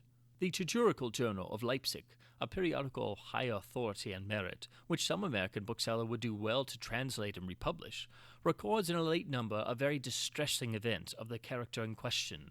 An officer of artillery, a man of gigantic stature and of robust health, being thrown from an unmanageable horse, received a very severe contusion upon the head, which rendered him insensible at once. The skull was slightly fractured, but no immediate danger was apprehended. Trepanning was accomplished successfully. He was bled, and many other of the ordinary means of relief were adopted. Gradually, however, he fell into a more and more hopeless state of stupor, and finally it was thought that he died. The weather was warm, and he was buried with indecent haste in one of the public cemeteries. His funeral took place on Thursday. On the Sunday following, the grounds of the cemetery were, as usual, much thronged with visitors, and about noon an intense excitement was created by the declaration of a peasant that while sitting upon the grave of the officer, he had distinctly felt a commotion of the earth, as if occasioned by someone struggling beneath. At first little attention was paid to the man's asseveration, but his evident terror and the dogged obstinacy with which he persisted in his story had at length a natural effect upon the crowd. Spades were hurriedly procured, and the grave, which was shamefully shallow, was in a few minutes so far thrown open that the head of its occupant appeared. He was then seemingly dead, but he sat nearly erect within his coffin, the lid of which, in his furious struggles, he had partially uplifted. He was forthwith conveyed to the nearest hospital, and there pronounced to be still living, although in asphyctic condition. After some hours he revived, recognized individuals of his acquaintance, and in broken sentences spoke of his agonies in the grave. For what he related, it was clear that he must have been conscious of life for more than an hour, while inhumed, before lapsing into insensibility. The grave was carelessly and loosely filled with an exceedingly porous soil, and thus some air was necessarily admitted. He heard the footsteps of the crowd overhead, and endeavored to make himself heard in turn. It was the tumult within the grounds of the cemetery, he said, which appeared to awaken him from a deep sleep. But no sooner was he awake than he became fully aware of the awful horrors of his position. This patient, it is recorded, was doing well, and seemed to be in a fair way of ultimate recovery, but fell a victim to the quackeries of medical experiment. The galvanic battery was applied, and he suddenly expired in one of those ecstatic paroxysms which occasionally it superinduces. The mention of the galvanic battery, nevertheless, recalls to my memory a well-known and very extraordinary case in point, where its action proved the means of restoring to animation a young attorney of London who had been interred for 2 days. This occurred in 1831, and created at the time a very profound sensation wherever it was made the subject of converse. The patient, Mr. Edward Stapleton, had died apparently of typhus fever, accompanied with some anomalous symptoms which had excited the curiosity of his medical attendants. Upon his seeming decease, his friends were requested to sanction a post-mortem examination, but declined to permit it. As often happens when such refusals are made, the practitioners resolved to disinter the body and dissect it at leisure in private.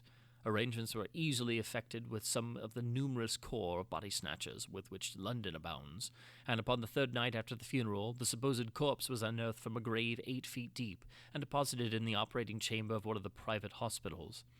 An incision of some extent had actually been made in the abdomen, when the fresh and undecayed appearance of the subject suggested an application of the battery. One experiment succeeded another, and the customary effects supervened, with nothing to characterize them in any respect, except, upon one or two occasions, a more than ordinary degree of lifelikeness in the convulsive action. It grew late. The day was about to dawn, and it was thought expedient, at length, to proceed at once to the dissection. A student, however, was especially desirous of testing a theory of his own, and insisted upon applying the battery to one of the pectoral muscles. A rough gash was made, and a wire hastily brought in contact, when the patient, with a hurried but quite unconvulsive movement, arose from the table, stepped into the middle of the floor, gazed about him uneasily for a few seconds, and then spoke. What he said was unintelligible, but words were uttered. The syllabification was distinct. Having spoken, he fell heavily to the floor. For some moments all were paralyzed with awe, but the urgency of the case soon restored them in their presence of mind. It was seen that Mr. Stapleton was alive, although in a swoon. Upon exhibition of ether, he revived and was rapidly restored to health, and to the society of his friends, from whom, however, all knowledge of his resuscitation was withheld, until a relapse was no longer to be apprehended. Their wonder, their rapturous astonishment may be conceived.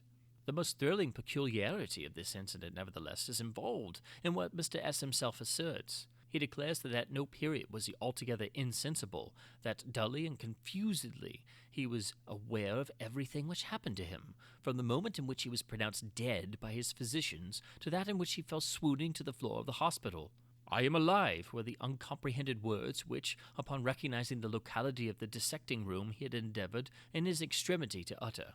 It were an easy matter to multiply such histories as these, but I forbear, for indeed we have no need of such to establish the fact that premature interments occur. When we reflect how very rarely, from the nature of the case, we have it in our power to detect them, we must admit that they may frequently occur without our cognizance. Scarcely, in truth, is a graveyard ever encroached upon for any purpose to any great extent that skeletons are not found in postures which suggest the most fearful of suspicions. Fearful indeed the suspicion, but more fearful the doom, it may be asserted without hesitation that no event is so terribly well adapted to inspire the supremeness of bodily and of mental distress as his burial before death. The unendurable oppression of the lungs, the stifling fumes of the damp earth, the clinging to the death garments, the rigid embrace of the narrow house, the blackness of the absolute night, the silence like a sea that overwhelms, the unseen but palpable presence of the conqueror worm. These things, with thoughts of the air and grass above, with memory of dear friends who would fly to save us if but informed of our fate, and with consciousness that of this fate they can never be informed, that our hopeless portion is that of the really dead. These considerations, I say, carry into the heart, which still palpitates, a degree of appalling and intolerable horror from which the most daring imagination must recoil. We know of nothing so agonizing upon earth. We can dream of nothing half so hideous in the realms of the nethermost hell. And thus all narratives upon this topic have an interest profound, an interest nevertheless which, through the sacred awe of the topic itself, very properly and very peculiarly depends on our conviction of the truth of the matter narrated. What I have now to tell is of my own actual knowledge, of my own positive and personal experience. For several years I had been subject to attacks of the singular disorder which physicians have agreed to term catalepsy, in default of a more definitive title. Although both the immediate and predisposing causes and even the actual diagnosis of this disease are still mysterious, its obvious and apparent character is sufficiently well understood. Its variations seem to be chiefly of degree. Sometimes the patient lies for a day only, or even for a shorter period, in a species of exaggerated lethargy. He is senseless and externally motionless, but the pulsation of the heart is still faintly perceptible. Some traces of warmth remain. A slight color lingers within the center of the cheek, and upon application of a mirror to the lips, we can detect a torpid, unequal, and vacillating action of the lungs. Then again the duration of the trance is for weeks, even for months, while the closest scrutiny and the most rigorous medical tests fail to establish any material distinction between the state of the sufferer and what we conceive of absolute death. Very usually, he is saved from premature interment solely by the knowledge of his friends that he has been previously subject to catalepsy, by the consequent suspicion excited, and above all by the non-appearance of decay. The advances of the malady are luckily gradual. The first manifestations, although marked, are unequivocal. The fits grow successively more and more distinctive, and endure each for a longer term than the preceding. In this lies the principal security from inhumation. The unfortunate whose first attack should be of the extreme character which is occasionally seen would almost inevitably be consigned alive to the tomb. My own case differed in no important particular from those mentioned in medical books. Sometimes without any apparent cause, I sank little by little into a condition of semi-syncope or half-swoon, and in this condition, without pain, without ability to stir or, strictly speaking, to think, but with a dull, lethargic consciousness of life, and of the presence of those who surrounded my bed, I remained, until the crisis of the disease restored me, suddenly, to perfect sensation. At other times I was quickly and impetuously smitten. I grew sick and numb and chilly and dizzy, and so fell prostrate at once.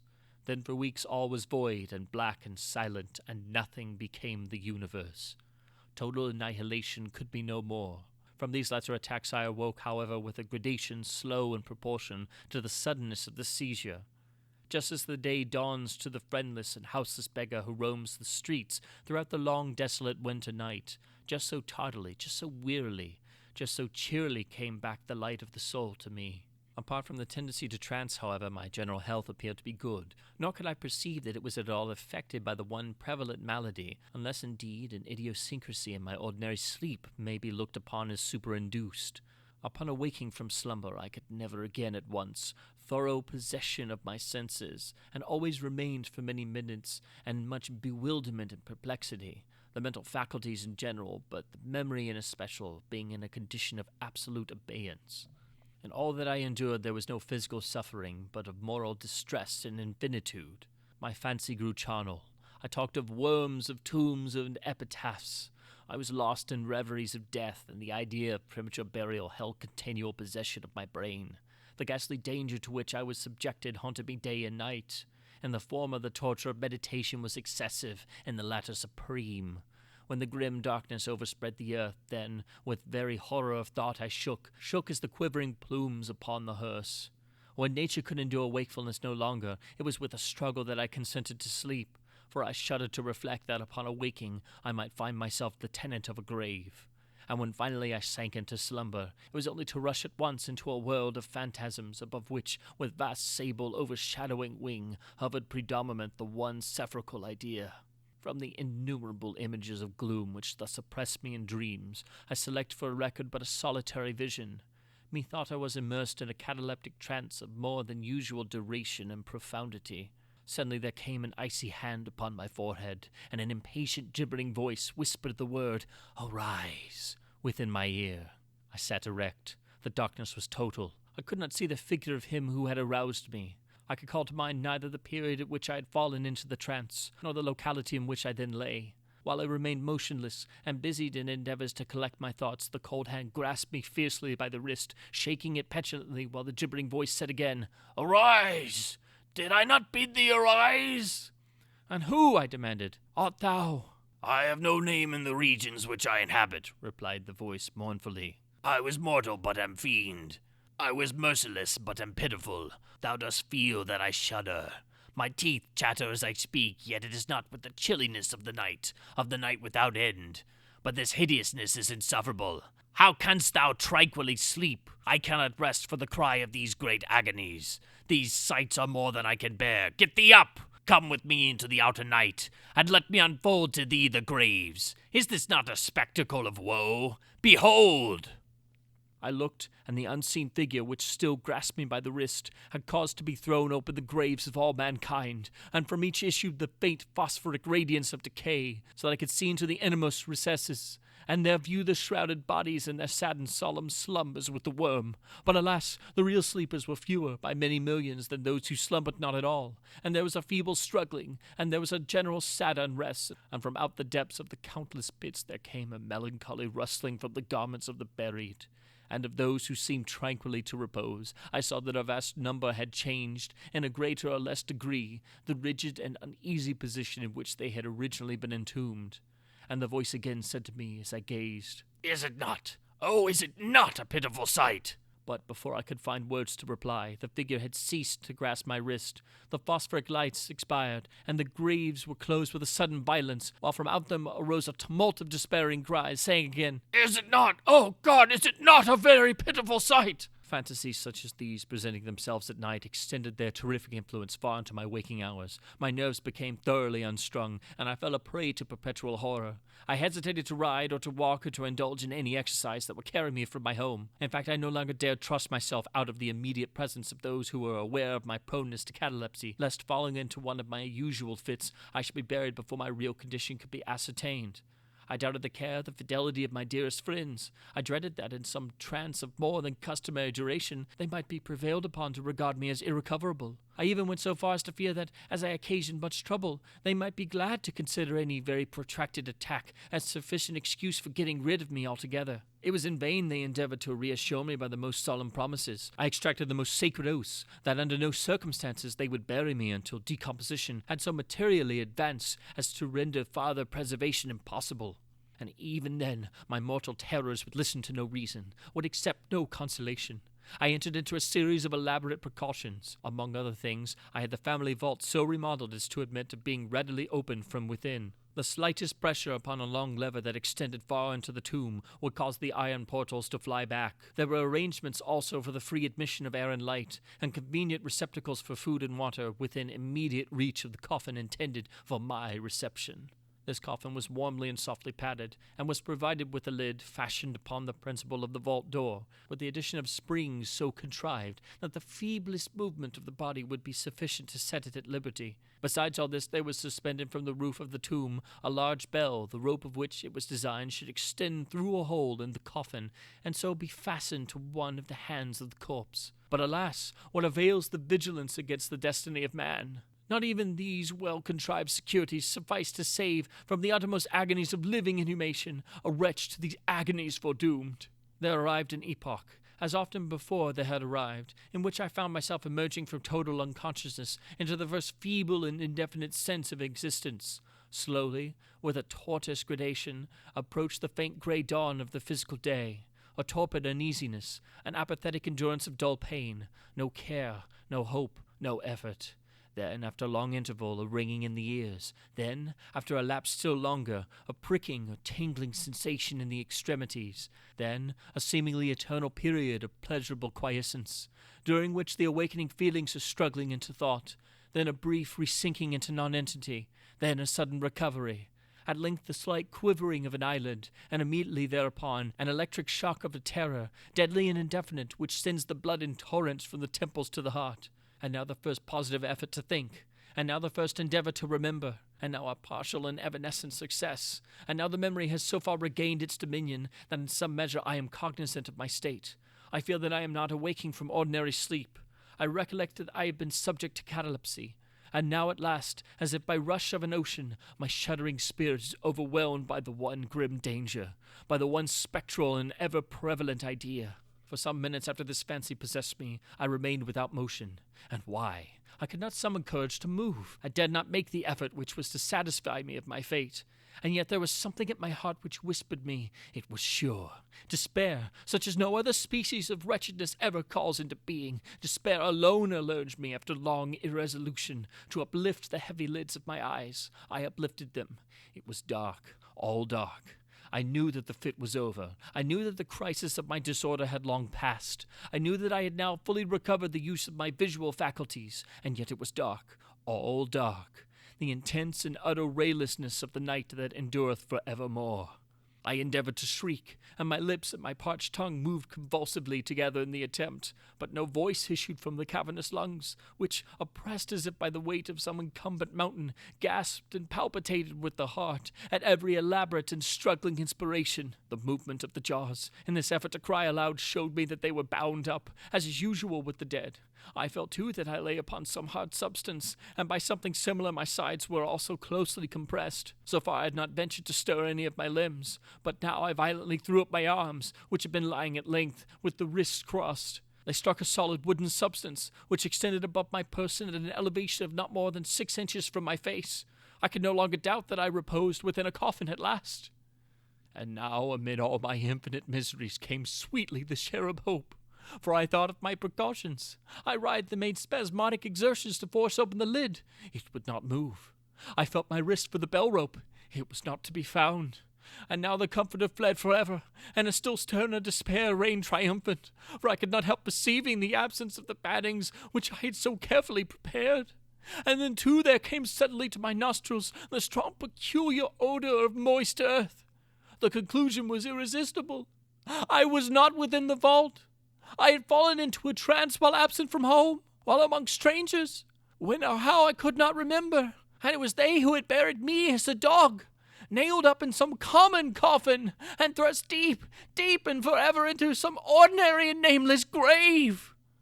As this awful conviction forced itself thus into the innermost chambers of my soul, I once again struggled to cry aloud, and in this second endeavor I succeeded. A long, wild, and continuous shriek or yell of agony resounded through the realms of the subterranean night. "Ho, ho there!" said a gruff voice in reply. "What the devil's the matter now?" said a second. "Get out of that," said a third. "What do you mean by all in that here kind of style, like a cottonmouth?" said a fourth, and hereupon I was seized and shaken without ceremony for several minutes by a junto of very rough-looking individuals.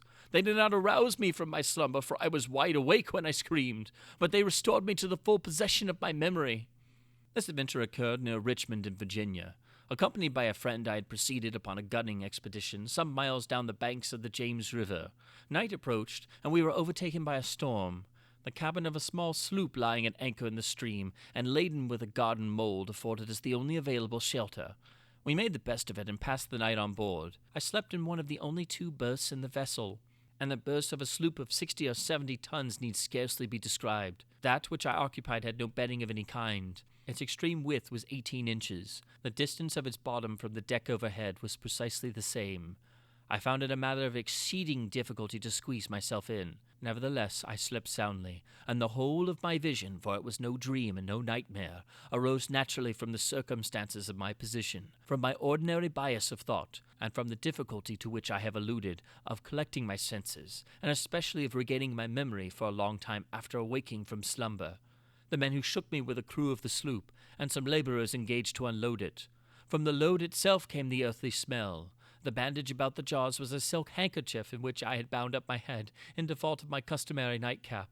The tortures endured, however, were indubitably quite equal for the time to those of actual sepulture. They were inconceivably hideous, but out of evil proceeded good, for their very excess wrought in my spirit an inevitable revulsion. My soul acquired tone, acquired temper. I went abroad. I took vigorous exercise. I breathed the free air of heaven.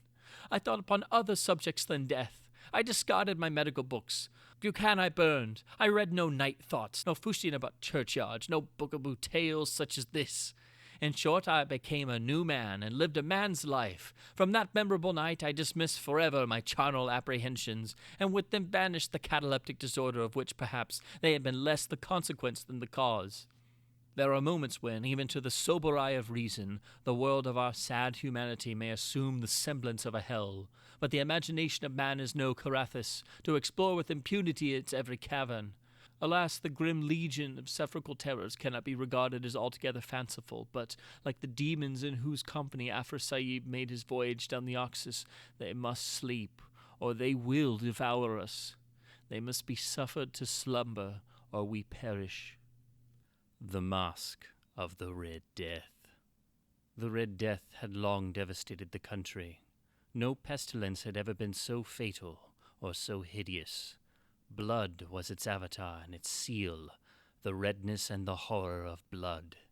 There were sharp pains and sudden dizziness, and then profuse bleeding at the pores with dissolution. The scarlet stains upon the body, and especially upon the face of the victim, were the pest ban which shut him out from the aid and from the sympathy of his fellow men, and the whole seizure, progress, and termination of the disease were the incidents of half an hour. But the Prince Prospero was happy and dauntless and sagacious. When his dominions were half depopulated, he summoned to his presence 1,000 hale and light-hearted friends from among the knights and dames of his court, and with these retired to the deep seclusion of one of his castellated abbeys. This was an extensive and magnificent structure, the creation of the prince's own eccentric yet august taste. A strong and lofty wall girdled it in. This wall had gates of iron. The courtiers, having entered, brought furnaces and massy hammers and welded the bolts. They resolved to leave means neither of ingress or egress to the sudden impulses of despair or frenzy from within. The abbey was amply provisioned. With such precautions the courtiers might bid defiance to contagion. The external world could take care of itself. In the meantime it was folly to grieve or to think. The prince had provided all the appliances of pleasure. There were buffoons, there were improvisatori, there were ballet dancers, there were musicians, there was beauty, there was wine. All these in security were within. Without was the Red Death. It was toward the close of the 5th or 6th month of his seclusion, and while the pestilence raged most furiously abroad, that the Prince Prospero entertained his 1,000 friends at a masked ball of the most unusual magnificence. It was a voluptuous scene, that masquerade, but first let me tell of the rooms in which it was held. There were 7, an imperial suite. In many palaces, however, such suites form a long and straight vista, while the folding doors slide back nearly to the walls on either hand, so that the view of the whole extent is scarcely impeded. Here the case was very different, as might have been expected from the Duke's love of the bizarre. The apartments were so irregularly disposed that the vision embraced but little more than one at a time. There was a sharp turn at every 20 or 30 yards, and at each turn a novel effect. To the right and left, in the middle of each wall, a tall and narrow Gothic window looked out upon a closed corridor which pursued the windings of the suite. These windows were of stained glass, whose color varied in accordance with the prevailing hue of the decorations of the chamber into which it opened. That at the eastern extremity was hung, for example, in blue, and vividly blue were its windows. The second chamber was purple in its ornaments and tapestries, and here the panes were purple. The third was green throughout, and so were the casements. The fourth was furnished and lighted with orange, the fifth with white, the sixth with violet. The 7th apartment was closely shrouded in black velvet tapestries that hung all over the ceiling and down the walls, falling in heavy folds upon a carpet of the same material and hue, but in this chamber only the color of the windows failed to correspond with the decorations.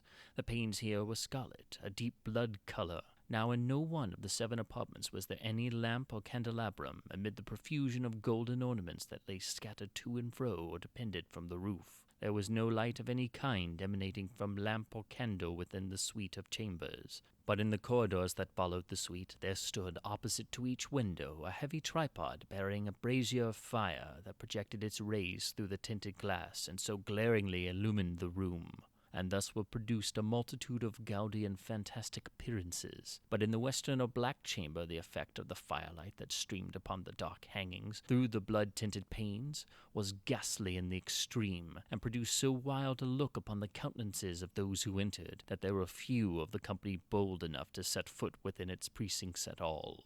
It was in this apartment also that there stood against the western wall a gigantic clock of ebony. Its pendulum swung to and fro with a dull, heavy, monotonous clang, and when the minute hand made the circuit of the face, and the hour was to be stricken, there came from the brazen lungs of the clock a sound which was clear and loud and deep and exceedingly musical, but of so peculiar a note and emphasis that, at each lapse of an hour, the musicians of the orchestra were constrained to pause momentarily in their performance, to hearken to the sound, and thus the waltzers perforce ceased their evolutions, and there was a brief disconcert of the whole gay company, and while the chimes of the clock yet rang, it was observed that the giddiest grew pale, and the more aged and sedate passed their hands over their brows as if in confused reverie or meditation. But when the echoes had fully ceased, a light laughter at once pervaded the assembly. The musicians looked at each other and smiled, as if at their own nervousness and folly, and made whispering vows each to the other that the next chiming of the clock should produce in them no similar emotion,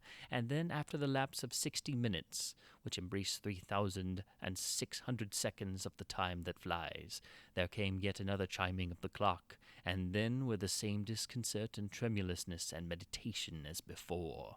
But in spite of these things, it was a gay and magnificent revel. The taste of the Duke were peculiar. He had a fine eye for colors and effects. He disregarded the decora of mere fashion. His plans were bold and fiery, and his conceptions glowed with barbaric luster. There are some who would have thought him mad. His followers felt that he was not. It was necessary to hear and see and touch him to be sure that he was not. He had directed in great part the movable embellishments of the 7 chambers upon occasion of this great feat, and it was his own guiding taste which had given character to the masqueraders. Be sure they were grotesque. There were much glare and glitter and piquancy and phantasm, much of what has been since seen in Hernani. There were arabesque figures with unsuited limbs and appointments. There were delirious fancies such as the madman fashions. There were much of the beautiful, much of the wanton, much of the bizarre, something of the terrible, and not a little of that which might have excited disgust. To and fro in the 7 chambers there stalked, in fact, a multitude of dreams, and these, the dreams, writhed in and about, taking hue from the rooms and causing the wild music of the orchestra to seem as the echo of their steps. And anon there strikes the ebony clock which stands in the hall of the velvet, and then for a moment all is still, and all is silent save the voice of the clock. The dreams are stiff frozen as they stand, but the echoes of the chime die away. They have endured but an instant, and a light, half-subdued laughter floats after them as they depart.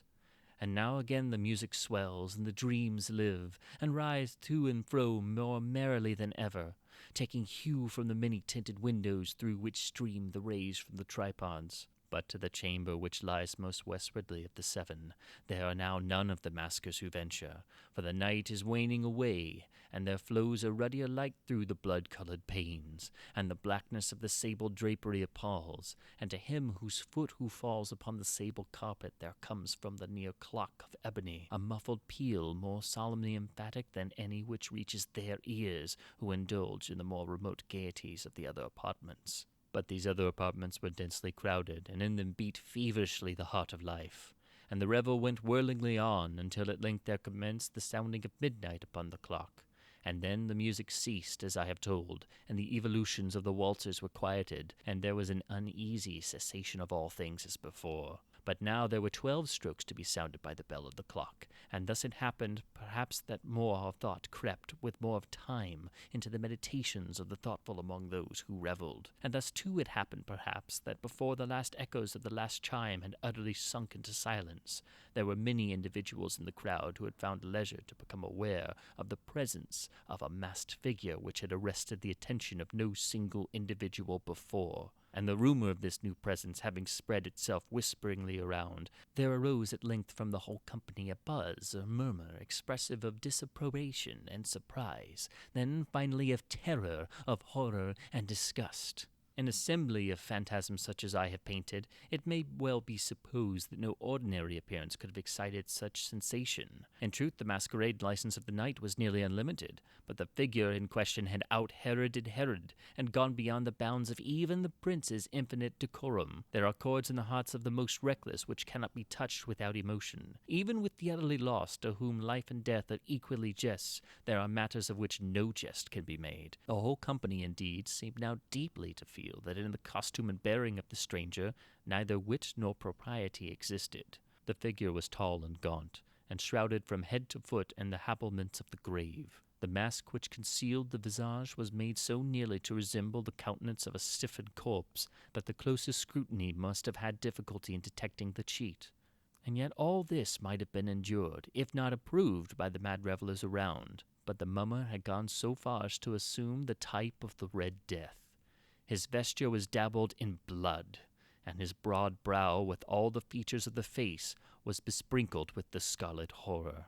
When the eyes of the Prince Prospero fell upon this spectral image, which with a slow and solemn movement, as if more fully to sustain its rôle, stalked to and fro among the waltzers, he was seen to be convulsed, in the first moment with a strong shudder either of terror or distaste, but in the next his brow reddened with rage. "Who dares," he demanded hoarsely of the courtiers who stood near him, "who dares insult us with this blasphemous mockery? Seize him and unmask him, that we may know whom we have to hang at sunrise from the battlements." It was in the eastern or blue chamber in which stood the Prince Prospero as he uttered these words. They rang throughout the 7 rooms loudly and clearly, for the prince was a bold and robust man, and the music had become hushed at the waving of his hand. It was in the blue room where stood the prince, with a group of pale courtiers at his side.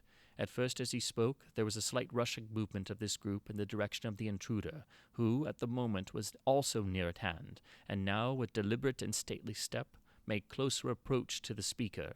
But from a certain nameless awe with which the mad assumptions of the mummer had inspired the whole party, there were found none who put forth the hand to seize him, so that unimpeded he passed within a yard of the prince's person, and while the vast assembly, as if with one impulse, shrank from the centers of the rooms to the walls, he made his way uninterruptedly, but with the same solemn and measured step which had distinguished him from the first, through the blue chamber to the purple, through the purple to the green, through the green to the orange, through this again to the white, and even thence to the violet, ere a decided movement had been made to arrest him. It was then, however, that the Prince Prospero, maddening with rage and the shame of his own momentary cowardice, rushed hurriedly through the 6 chambers, while none followed him on account of a deadly terror that had seized upon all. He bore aloft a drawn dagger, and had approached in rapid impetuosity to within 3 or 4 feet of the retreating figure, when the latter, having attained the extremity of the velvet apartment, turned suddenly and confronted his pursuer.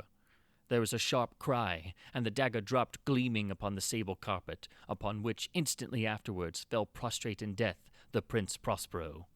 Then, summoning the wild courage of despair, a throng of the revelers at once threw themselves into the black apartment, and seizing the mummer, whose tall figure stood erect and motionless within the shadow of the ebony clock, gasped an unutterable horror at finding the grave cerements and corpse-like mask, which they handled so violent a rudeness, untenanted by any tangible form. And now was acknowledged the presence of the Red Death. He had come like a thief in the night, and one by one dropped the revelers in the blood-bejeweled halls of their revel, and died each in the despairing posture of his fall, and the life of the ebony clock went out with that of the last of the gay, and the flames of the tripods expired, and darkness and decay and the Red Death held illimitable dominion over all.